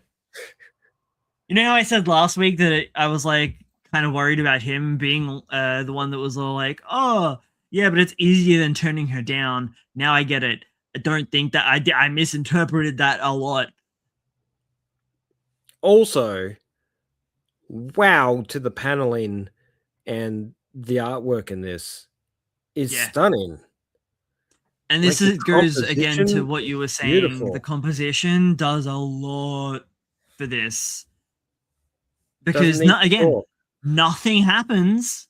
Like nothing really happens, but the composition and the paneling and just like the implied implications. That face, like, yeah. Now he remember was carrying what's her face, and he put on those gloves so that he wasn't touching her bare skin, right? Because that's respectful. You got to be respectful, fellas. Oh, go on, sniff it, bro. Oh, I knew it. I knew it. In on that. He's into it.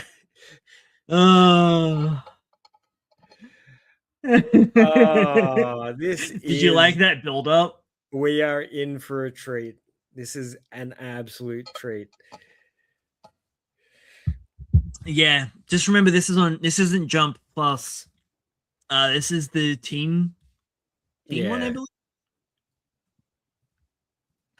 This is going to be scary in all the right ways, and I'm down for it. And it's nice to be on ground level for this one. Wow, that was a mistake. That gave me chills. It's cold. And then cold drink. It just fucking really... I needed the water because I was talking a lot, but made me real cold. It's worth it. Yeah. I can't wait for this. This is beautiful. Really beautiful. Yeah, so this has got like in the same magazine as like Tokyo Ghoul, Oshinoko, Nito Exorcist, Acting Out, Enigmatica, Martian Crown, Terraformers. That makes a lot of sense. Yeah. Oh, Goodbye running? My Idol. Terraformers is still running, yeah. Holy shit. Everything before and including Acting Out that I mentioned is all finished. And all the other ones are ongoing. I could just do this. Okay. These ones. Yeah. These ones. These ones are the ones that are done with acting out being the one behind me. Jesus Christ. Baseball. What baseball into acting? Yeah, which I still haven't looked at yet. So yeah, some cool, like, oh my god, that Beautiful. just fucking looks so pretty, man. I keep losing my mouse. To be honest though, she's giving him so many indications that she's not interested. And he's just like, I'll protect you. And she's like, why the fuck would I go there just so you could protect me? That's stupid. And like, yeah, actually, that's a good point, Queen. It is, but it's also a, sly. She's sly. Yeah, like a fox. Yeah. And that fox be scaring me.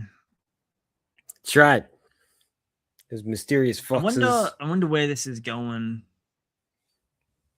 I hope somewhere terribly dark and horrible that's full of stabby knives and mystical things.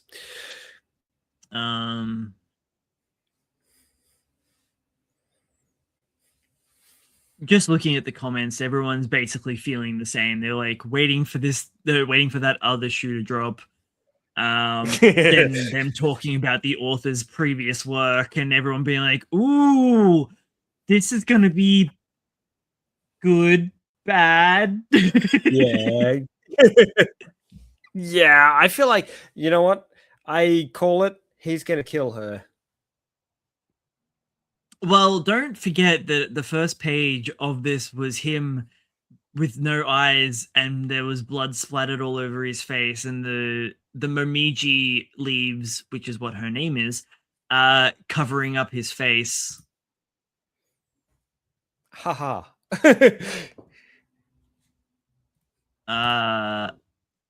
Yeah. Yeah, he looks dead. Yeah. Yeah. Please hide me. But I think that's like a visualization, a representation. I don't think it's actually physically him. I think that he's going to kill her and he's going to ask the guy in the forest to help hide the body. Or he could eat her. That'd be super cool too. One of the top comments is not the sniffing of the gloves.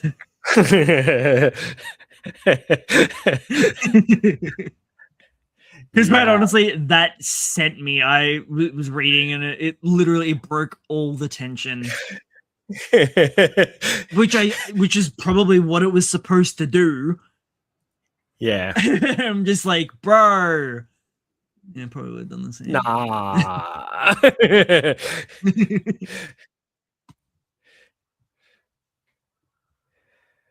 So that's the most. Oh, actually, no. Hang on, that's not the most. All the most current ones. My bad. I lied. Yes, hang on. So much new shit at the moment. I know. We got 4 chapters into that now.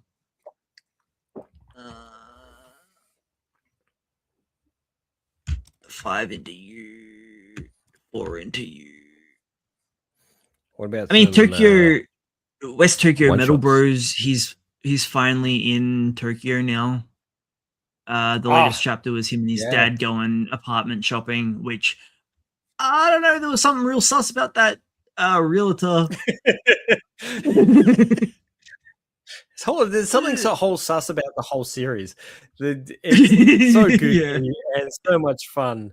It's got a similar humor to One Punch Man.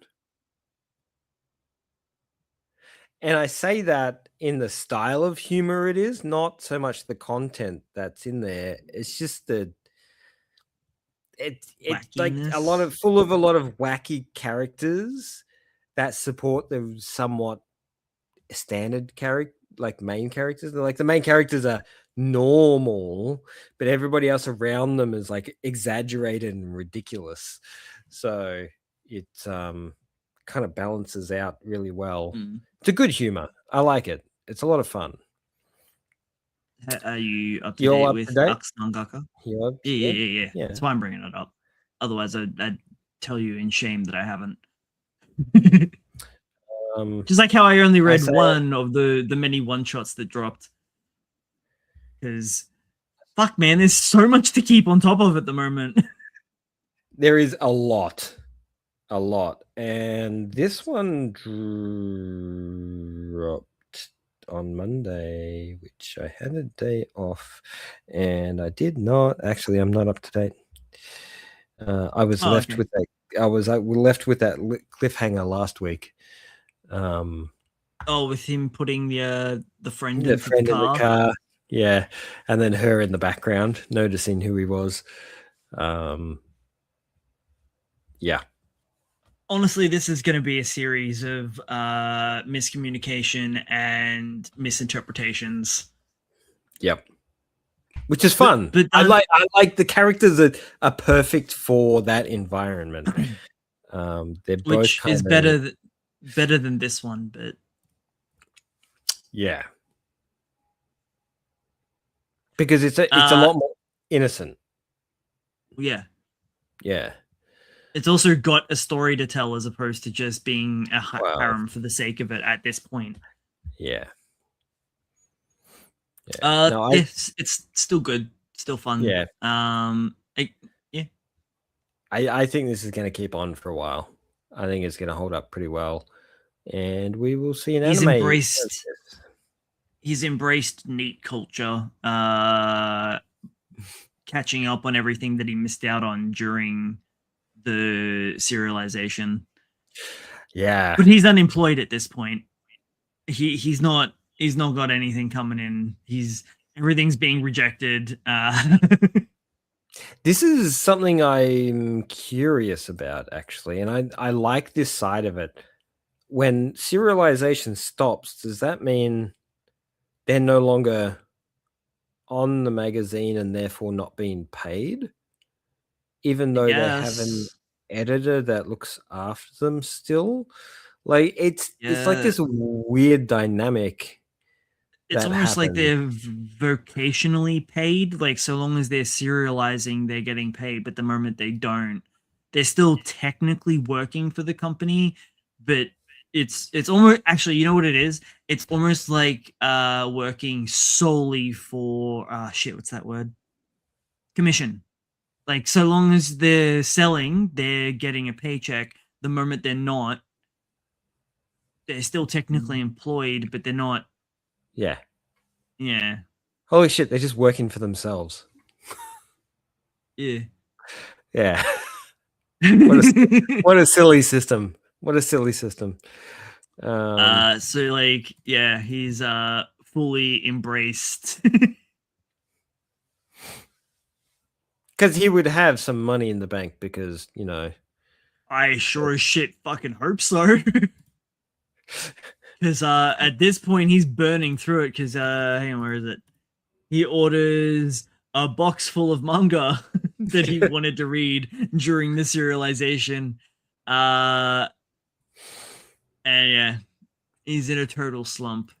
And so yeah, he catches up with her again, which every time he seems to catch up with her, it refills the tank. That's kind of their dynamic at this point. She is his people. You know what it's like when creative people interact, suddenly you feel more creative. Also, he thinks that she's figured it out again, but she hasn't. She's an idiot. Yeah, she's daft as hell. He thinks that he's got a backlog of Gobkin, like, dojin that isn't BL.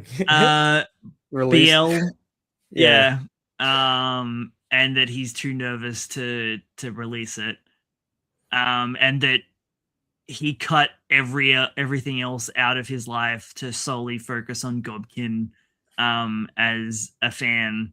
And now that Gobkin's over, she's like, oh, now he's like, it's not once has it occurred to her that maybe he's the creator. No, Which why would it honestly, be? I fucking wouldn't either. Yeah, why would it be? Because it just doesn't make sense. Why? Like that just doesn't happen. Yeah, But also, she fully thinks that he's in a yaoi relationship, and that with the stage play Yeah. dude, and that he's going to be playing Daichi, the one that. So she's basically OTP'd two real people, one of which is the creator. I think this is a series that's a lot of fun that plays on the fan side of any property.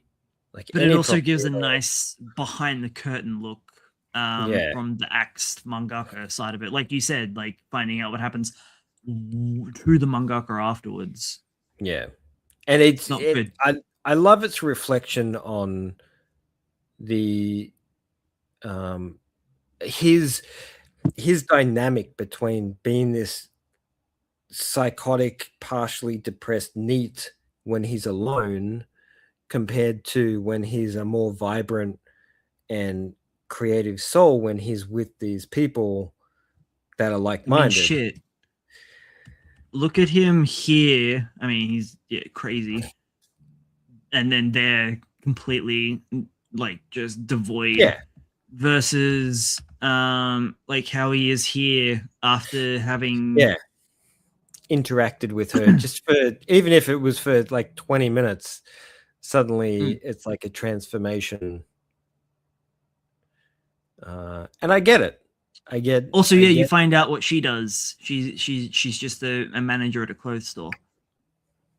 Yeah, she works retail. Yeah, and then goes home and draws boys kissing and fucking each other. Which I love how nonchalant he is about reading the material. Like, his friend is like, "Oh my god, you read that?" And he's like, "Yeah, of course." What are you talking about? It was fun. It's great. Someone was playing with my toys. It was great. Yeah, it's very much it, isn't it? It's like, this would be like. I don't think I read that actually. I'm still really. Hang on. I'm still really enjoying this. I actually haven't read the latest chapter. It came out a couple of days ago. This is the one that I never looked at. The artwork's kind of cool for it, but it's kind of weird, yeah? Yeah. Wait, did I miss 2 chapters? Probably not. You did. No, I definitely didn't. There's some cool fish. Dude. Whoa, that guy looked like a fish. Yeah. That one. Yeah. He's like, I can't miss my shot to impress her and shoot the fish.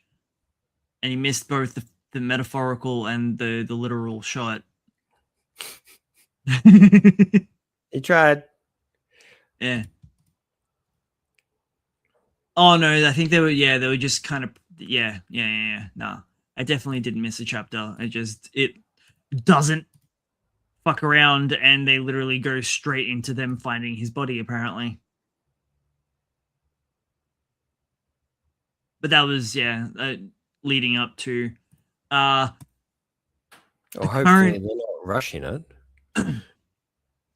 His spirit has found a vessel, a vegetative vessel, a vessel of a sibling of someone whose spirit has moved on and is being kept alive by machines.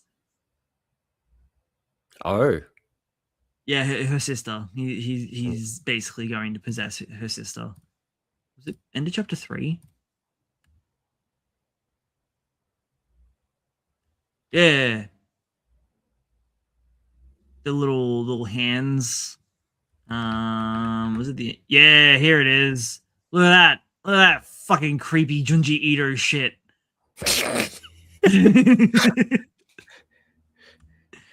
Some face hugging kind of weird shit going on. Yeah, so that's the direction that it's going. I forgot about that. That was 2 weeks ago now. And we haven't seen anything more on that. And they've obviously just found his body at the island. But yeah, I need to read that. Oops. You'll get to it. This is awesome. You need to stop sleeping on this. Okay. Also, direct call out in this one for a specific brand. Man, they didn't screw around on that one. No, they didn't. It's again swinging between like that happy, cute, fun side to exploitation, murder, and just corporate greed, I guess. Feeling a little Tyson? Story wise, jumped around Tyson 5. Oh yeah. Yeah. No, not that dark yet.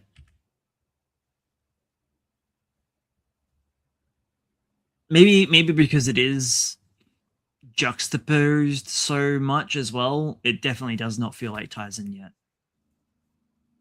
Yeah. Especially like this last chapter. This last chapter was just a lot of fun. Look at this goofy dumbass tasting pudding for the first time. Yeah. That's how I eat pudding too. It is great. So I guess they're coming forward to the public, but the thing that's really interesting is I think he might have got the alien to make a clone of him as well, because this version of the MC, well, I don't know who the MC is anymore, but the MC from the first chapter, this is the dude, but his eyes have star pupils now. Ah. Yeah. It's the giveaway. Yeah. But also, I think in the last chapter, these chapters are pretty chunky too, by the way. I mean, it is a little dark, but not Tyson 5 dark. Was it? Maybe it was.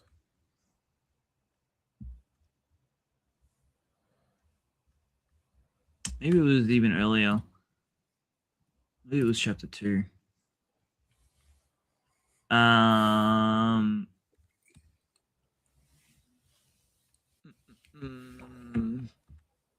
Yeah, because there's him here, and then there's another him, which is the one that we saw with the sparkly star eyes. But because he's kind of so far away, you can't tell that it's him exactly.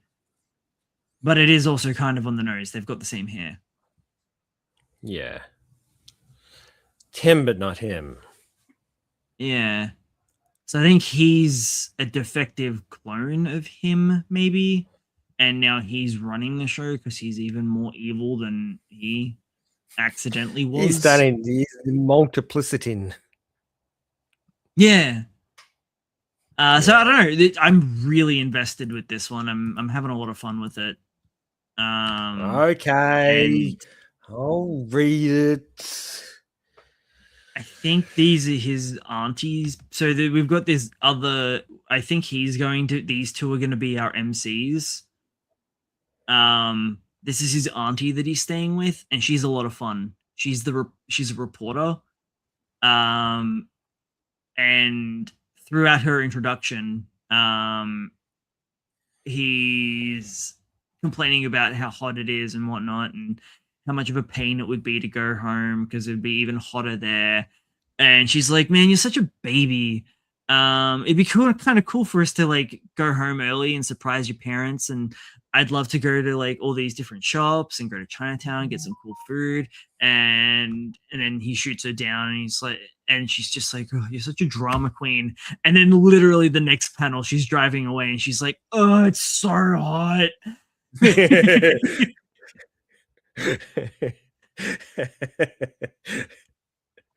It's so good. That's an adult's prerogative. Yeah. Yeah. They're just allowed to do that. Man, suck it up, you little shit. Oh god. Okay, I'll check it out. It's a lot of fun. Come on, load. You up to date with Blob? Dude, I am oddly behind on a lot of things, and I don't know why. I think it was because of the whole public holiday thing the week beforehand. And then I had a somewhat extended weekend, the one that just passed as well. So I'm just a little bit out of the loop on things at the moment. That's 1, 2, 3. Get rid of that. So I will catch up this week. I just been a little bit off. I did read a couple of one shots before we did tonight, just to be a little bit on top of things. There we go. So previously on Happy, Smiley and Lovely, Your Girl Happy. How are we meant to be depressed today? So she went on a date, and everything's looking up, except a seed got planted by a side character that I was like, oh, it's not going good for Happy, is it? Never is. So she went on this really nice date with the coworker that seemed really nice and everything, and the family's still up her ass about getting married and having a kid, especially grandma, who's 80 or something, and won't shut up about it, to the point where the family kicks her out of the house because otherwise grandma won't shut up about it. And so the boy that she works with invites her out to dinner, and she's like, and specifies that there was something that he wants to ask her. And of course, our girl Happy jumps to conclusions, and especially with the setting, thinking, oh wow, this is really romantic. Shit, maybe he's gonna ask me to marry him. They've had one fucking Jesus. date. Like, yeah, they've known each other for a bit, but you never know. Yeah, I suppose. So this is all in her head. So he's in a poly relationship. You're a secondary partner. Holy hell. I'm looking to build a harem. Would you like to be the second in command? Like, there's so much build up to, oh yes, will you marry me? We're gonna get married and have kids, and boom. So that was the lead up, right? So that was last week or last fortnights, because it's a bi-weekly series. And yeah, I'm all for poly relationships, but this dude, man, not for her. No, that's also not what she's after. So she does kind of have a bit of a freak out, and a little breakdown. But then she does manage to go back inside and tell him that she can't. It's not for her. And she needs to be put first, especially the way he like goes about it. You can tell that this is not a healthy poly relationship. This is him wanting his cake and eating it too, type of thing. Especially after um uh she says no. He ramps up that toxic. Uh Instantly telling her how everything in her life is not as bad as she makes it out to be, and that she plays the victim all the time, and that you're an ungrateful bitch until the day you die, and you're never ever ever ever never ever ever never gonna be happy. I hope that guy gets hit And by a car. I can't believe he got married in the first place. It's because he's a sadistic, manipulative asshole, which, it happens. Yeah.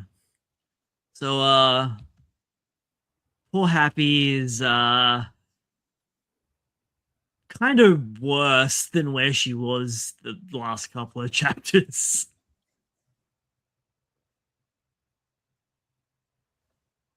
Aww. 10 out of 10. Would recommend. Good read. I feel so bad for her. Oh, dude. I really do. Oh.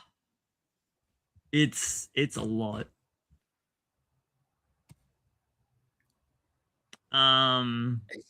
It's some people have the worst luck, right? Like, this actually happens to people where they just get inflicted with some of the worst people around them that can that can be around, and there's then he nothing has they can do the about it height because to turn around and be like, nah, actually, you've had this, you've had that, you've had this. It's like, yeah. But like on paper, sure, but from the outside looking in, yeah, maybe it does look like she's got it made. But bro, she barely functioning. It's an act. The only reason you think, yeah, is because like facade. And like the things that he's stating here is like the bare minimum, like, oh, you've been educated, you've got a job, you're healthy, and you've got food on the table every day. Yeah, but that should be everyone. Those are basic needs. Yeah. Oh. And the same could be said for him. Also, it is kind of funny that he does mention that she's starring in a tragic fanfic of her own life, which is kind of the whole premise of the manga. Well, that's where we're at, isn't it? I was like, well, kinda. Especially with like, moments like this. Yeah. The artwork is gorgeous in this as well. Oh, it's so good. Like, especially right here, you can tell that this is going to go south real fast. Yeah, the expressions are clear, and it's very classic. It actually kind of reminds me of Rumiko's work a little bit. Yeah. It's got a real classic 90s rom-com look and feel about it, with a really dark undertone. Weird. Yeah. It's almost like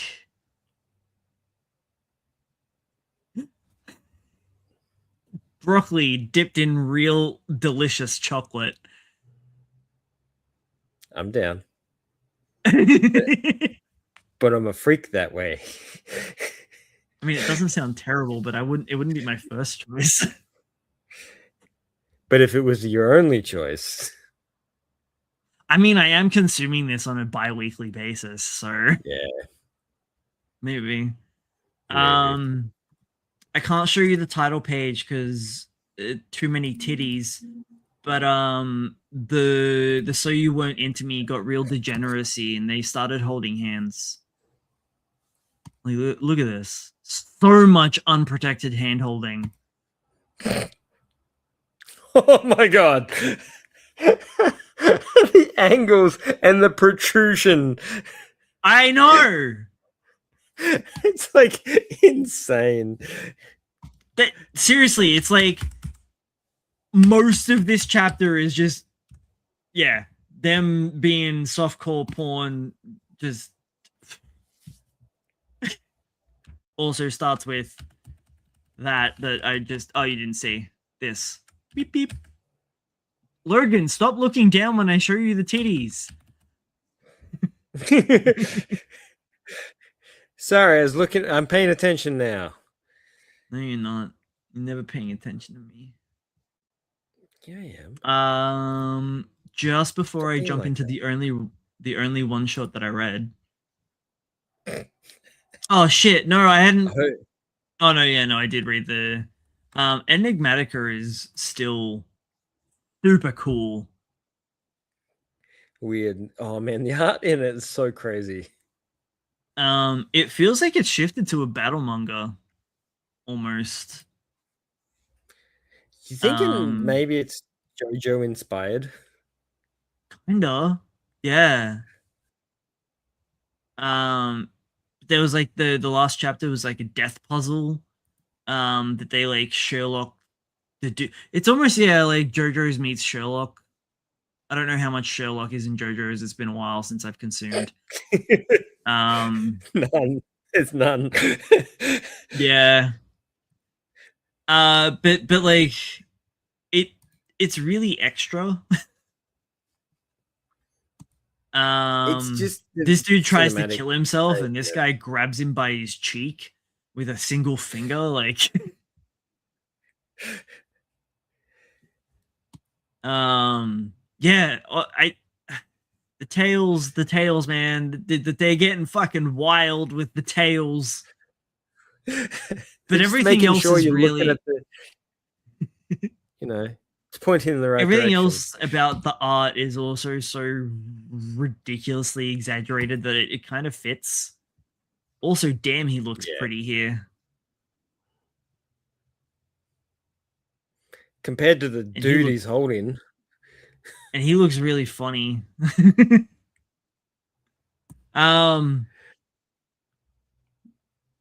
Yeah, I don't know. This is weird. I'm enjoying it. It's fucking weird. It's good weird. Yeah. Close all you, close you degenerates. What's the one shot that you read? I'll give you one guess. Miss Sirius. No. Oh, what a shame. What a shame. I don't know. Actually, I forgot. I forgot, Logan. What? What? What? Goodbye, my idol.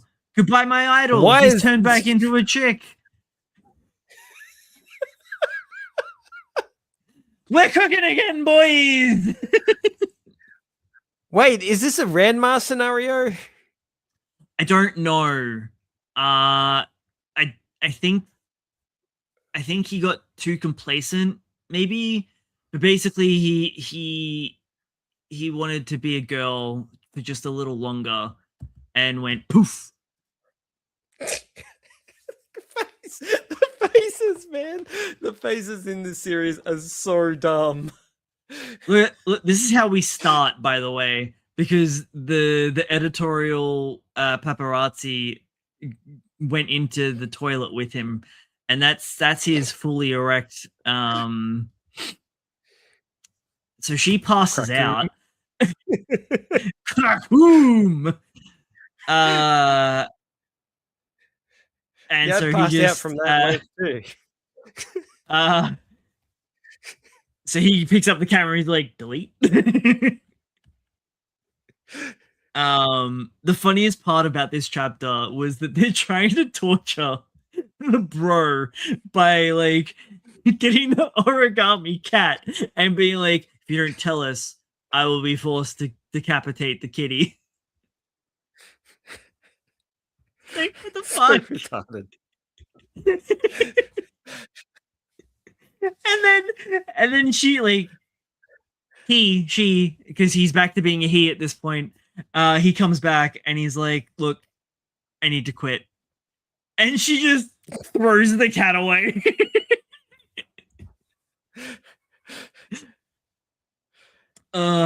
And then the student council president's back to being like, "Oh my god, the cat, you're safe." So stupid.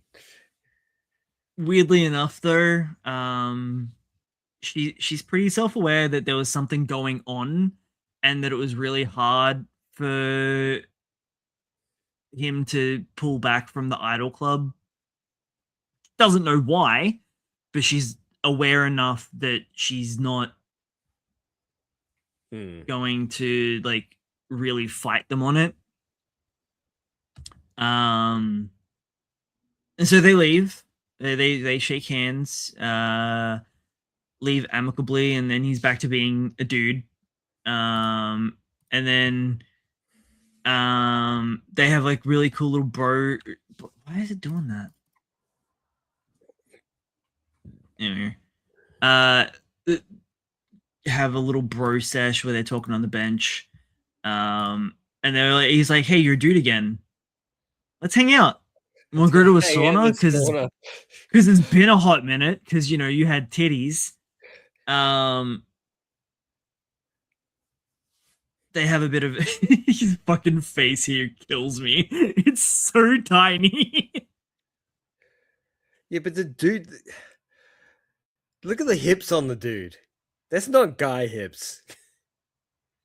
So in the trans community, he's what is referred to as an egg because he hasn't hatched yet.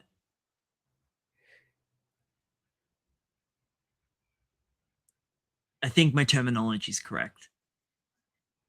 Okay. I'm out of touch with my trans community. Yeah. I learned this. So I learned this through Game Grumps, which is the guys that did the books that we just finished reading. Yeah. Aaron would the guy that voiced the book would get it incessantly online because he's an internet celebrity. He gets so many comments and things. Basically, people were calling him an egg because they were convinced that he was trans. Because I guess he has long hair and is bi, but didn't come out as being bi. So they were like, nah, he's definitely a trans egg. It's rude. Yeah, it kind of like it feels like it's one of those terms that also gets used derogatory. Yeah, that word that I can't say today. Yeah, if you know what it means. The weird thing is if you know the word, you're a part of the community, and to say something like that in a derogatory form is you don't get kind of backpedaling a little. It's like deciding. It's like saying to someone that's not ready to come out that they're gay. It's like, yeah, but you don't. They might be, but you don't get to decide that. And even if they're not, you outing them's kind of fucked. So maybe step off. Yeah.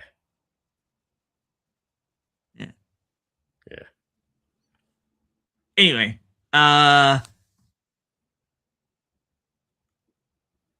they have a little bro chat where he confesses that he's like, man, it feels like you kind of grew up without me, and we hadn't hung out.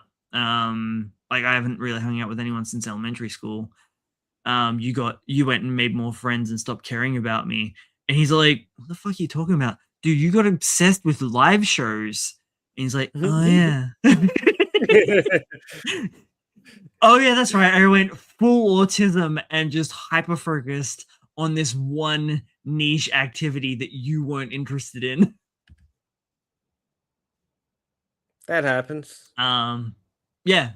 And so yeah, he had it's like that little heart to heart.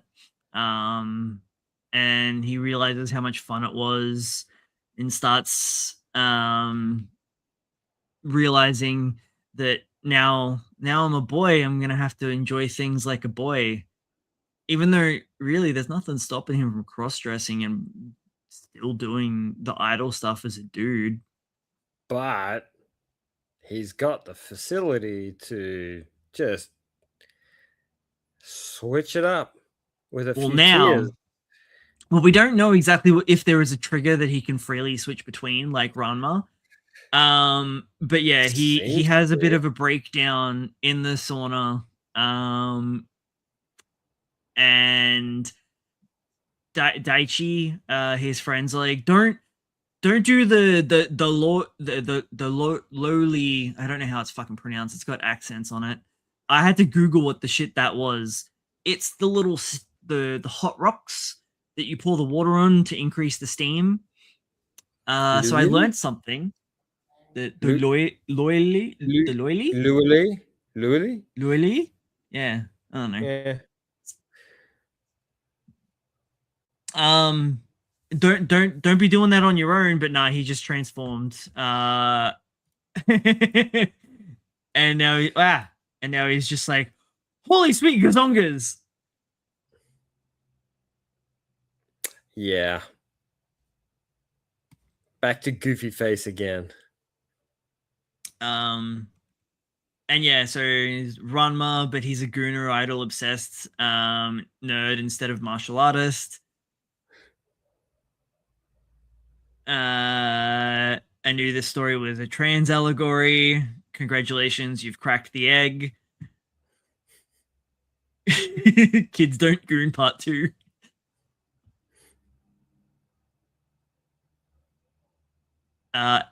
At least Nyan Taro was saved, the little cat.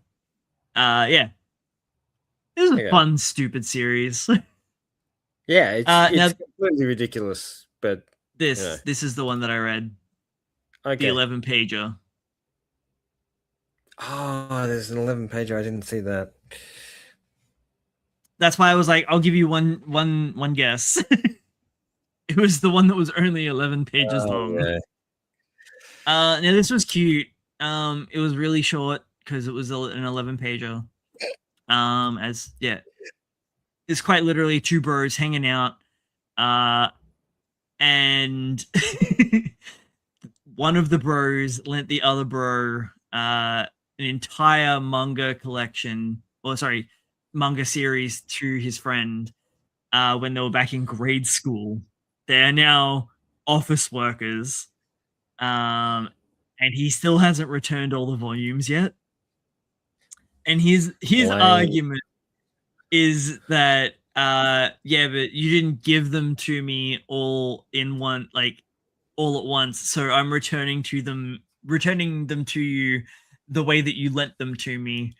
And he's like, yeah, but at least I gave them to you sequentially. You've been giving them back to me in random order.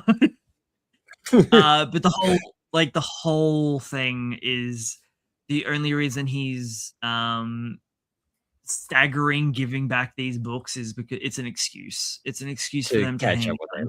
Yeah. Also, they did the meme, the hand clenchy meme from Arthur. Was it Arthur? Yeah, it was Arthur. The kids TV show. A weird kids TV show that isn't entirely kids TV show. Yes. They did the meme. Clenching fist. But it's specifically like the way that it's like framed, like it's the exact same. Yeah. Come on. Could have been the attempt. It might just been the framing. No, I refuse to believe it. This was my favorite though, where it's like flashing between young and old. Great parallels. But yeah, that's it. It was just a really cute little one shot, 11 pages about broship. That's right. It's cool. I like the 11 page stuff. Yeah. And he's just So like, just hard. hit me up anytime and tell me, give me back my manga, and we will hang out. It's hard to encapsulate anything in 11 pages, and they seem to do it very well each time. Yeah, it was really Yeah, cute. yeah. I enjoyed it. Also, I keep forgetting that Take is a name in Japan. So every fucking time they mentioned his name, I kept reading it as Take. If they don't, they can't really put a capital at the front, so it's it's tricky. Yeah, because the format, like Yeah, the it does really stylized just look like Take. it's Uh, always it's all caps all the time. yeah, It's the font that's been designated to manga or comics in and general, maybe. comics in general. Yeah, everything is capitals all the time. Everyone's yelling all the time. Yeah. Yeah. Um. I read the most recent one. God, look at them all. Yeah, there's All of heaps. these. Which was Yeah, I haven't absolutely read any of them. fantastically cute. So Miss Sirius and the Red Light. No, that's not the red light that you're thinking about. I didn't think it was. It doesn't look like it from the cover. It's an incredibly cute series, one shot about a guy who just wants to get to know a girl. It was That giving he, me like red light, green light type, like the kids game. no, got nothing to do with that. She's Oh, just really, really strict, and she doesn't cross the road on red lights. It's got to be as you shouldn't. no, that's right. Red light means stop. Don't go. Except it very specifically in a position where the road is 2 steps across. Like it literally only takes 2 steps to get across to the other side. So the lights aren't even necessary. But because And I can see that everyone else is she, doing it. He's just like, whoa. and She's yeah, abiding exactly by right. the rules. So cool. And he's just like becomes completely infatuated with why she's doing that, and he is a really relaxed, not by the rules, always late for class, never gets his work done character, and she's a really stiff, well, I shouldn't say stiff, she's someone who abides by the rules and does everything by the book, and top of her class president, all that sort of stuff, but she's real hardline, like everything has to be like OCD level precision to the rules. Yeah. And it's like it's about these two meshing together in a very cute way because of his goofy persistence to get her to like him. Oh, it is. And the artwork is so incredibly cute and easy to read, and the language is really easy to work with. It's classic rom-com, like proper classic rom-com material, which was very cool. I mean, we are running quite like late, actually. I just noticed. Yeah, it is getting late. Besides that one, I read the O and X, which that one. Yeah, I started reading it. I'm like, the artwork's pretty rough. I wasn't sure if I was going to keep going all the way through, but it's a really interesting look at segregation and fun. And what do you mean? That looks beautiful. Tribalism. Give wait, it a never couple mind. more pages. Give it a couple more pages. So it's suddenly everybody has O's and X's above their heads, and it creates this sort of segregation between people as to whether they're in an O or an X, or whether one's better than the other. And there's no explanation why these things are there. They're just there, and they don't do anything. They're just there.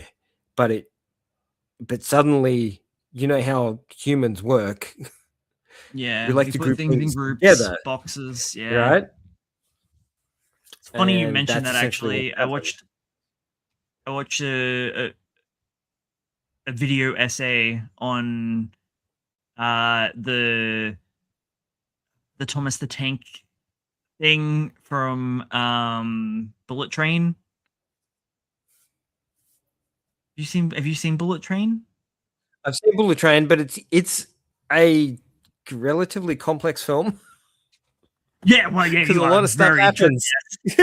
So it was talking about the way that is it Tangerine? I think his name is one of the assassins, because it's like Ladybug, Tangerine. I can't remember what the other. Yeah, I think it's Tangerine. Yeah, He uses Thomas the Tank to classify people into like specific categories and how they act. Basically, how these characters in Thomas the Tank Engine are, which surprisingly works pretty is well. pretty works really well.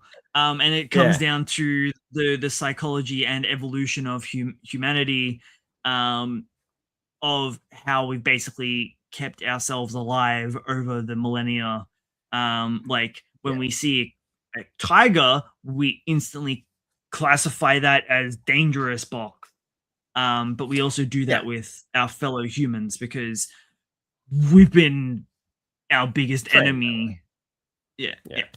yeah. Um, And so it like, doesn't yeah, delve that far into it, but it does delve into a little bit of self-reflection and understanding differences between people and why we treat other people different to the way we treat our friends and stuff like that. So it's good. It's really well written, even though the artwork's a little bit.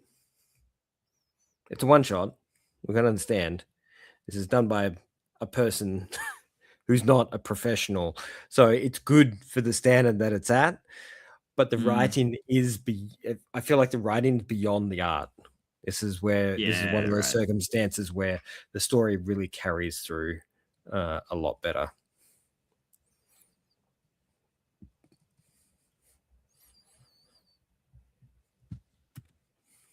Oh, yeah, that makes sense. So I haven't read anything apart from this one. No, I Since promise the I will catch up. Mecha Megahara. However, kind of these two here are Looks on interesting. my radar. Half Shadow and Empty Shell looks really interesting. Could be cute, could be heartbreaking. It's about a high school girl who's lost her best friend. And on a hot summer day, like any other, she heads to the station on her way from school. And it's there she finds a girl crying alone. So it could be a very bittersweet story. The one that I'm Mm. actually really interested in is that next one, which has a really funky, cool It's a mixed photo, media. man. Yeah, yeah. Well, it's a photo of a hand. Um, but then you go into it. Look at this. Looks pretty cool. Very Look graphical at style. this.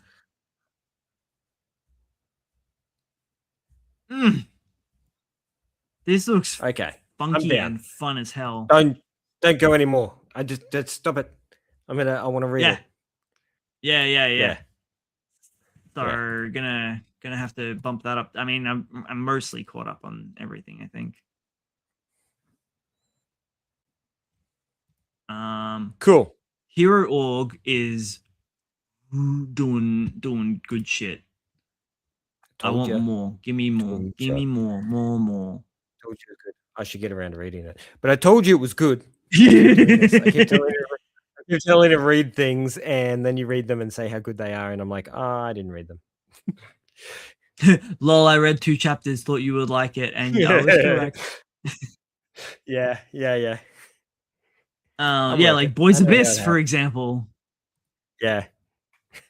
Well, I've done it. I've the Boys Abyss, um, the Exorcist series, and uh, and this one as well. Oh yeah, Kyoshi. Yeah, Kyoshi. That shit's just fun. Yeah. But man, I know what you want. I know what you want. Yeah. The latest villain that Kyoshi's coming up against at the moment, very fucking funny.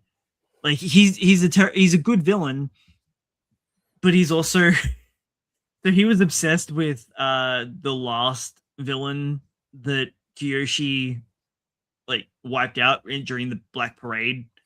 And so he was like a major fanboy of him. But the way that demons fanboy over each other, so he was like his goal was to kill his idol and kind of like take his place sort of thing, and like built a coffin for him. It was like this weird like stalker level. So when Kiyoshi exercised the heck out of the dude, he was really Took mad. His goal away from him. Yeah. Then realized, hang on. New obsession. So yeah, now he's like super fanboying over Kyoshi as well. So they're like having this like proper fight for proper reasons, but the dude keeps getting in his own head like, oh my god, did I just say like, oh, I get to say this really cool line, and he like does like the villain line, and then he's like instantly back in his own head like, oh my god, I got to say it.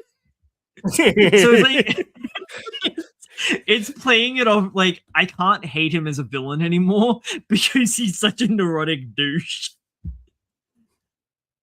Which makes me sad when he dies. Well, he's died a lot already.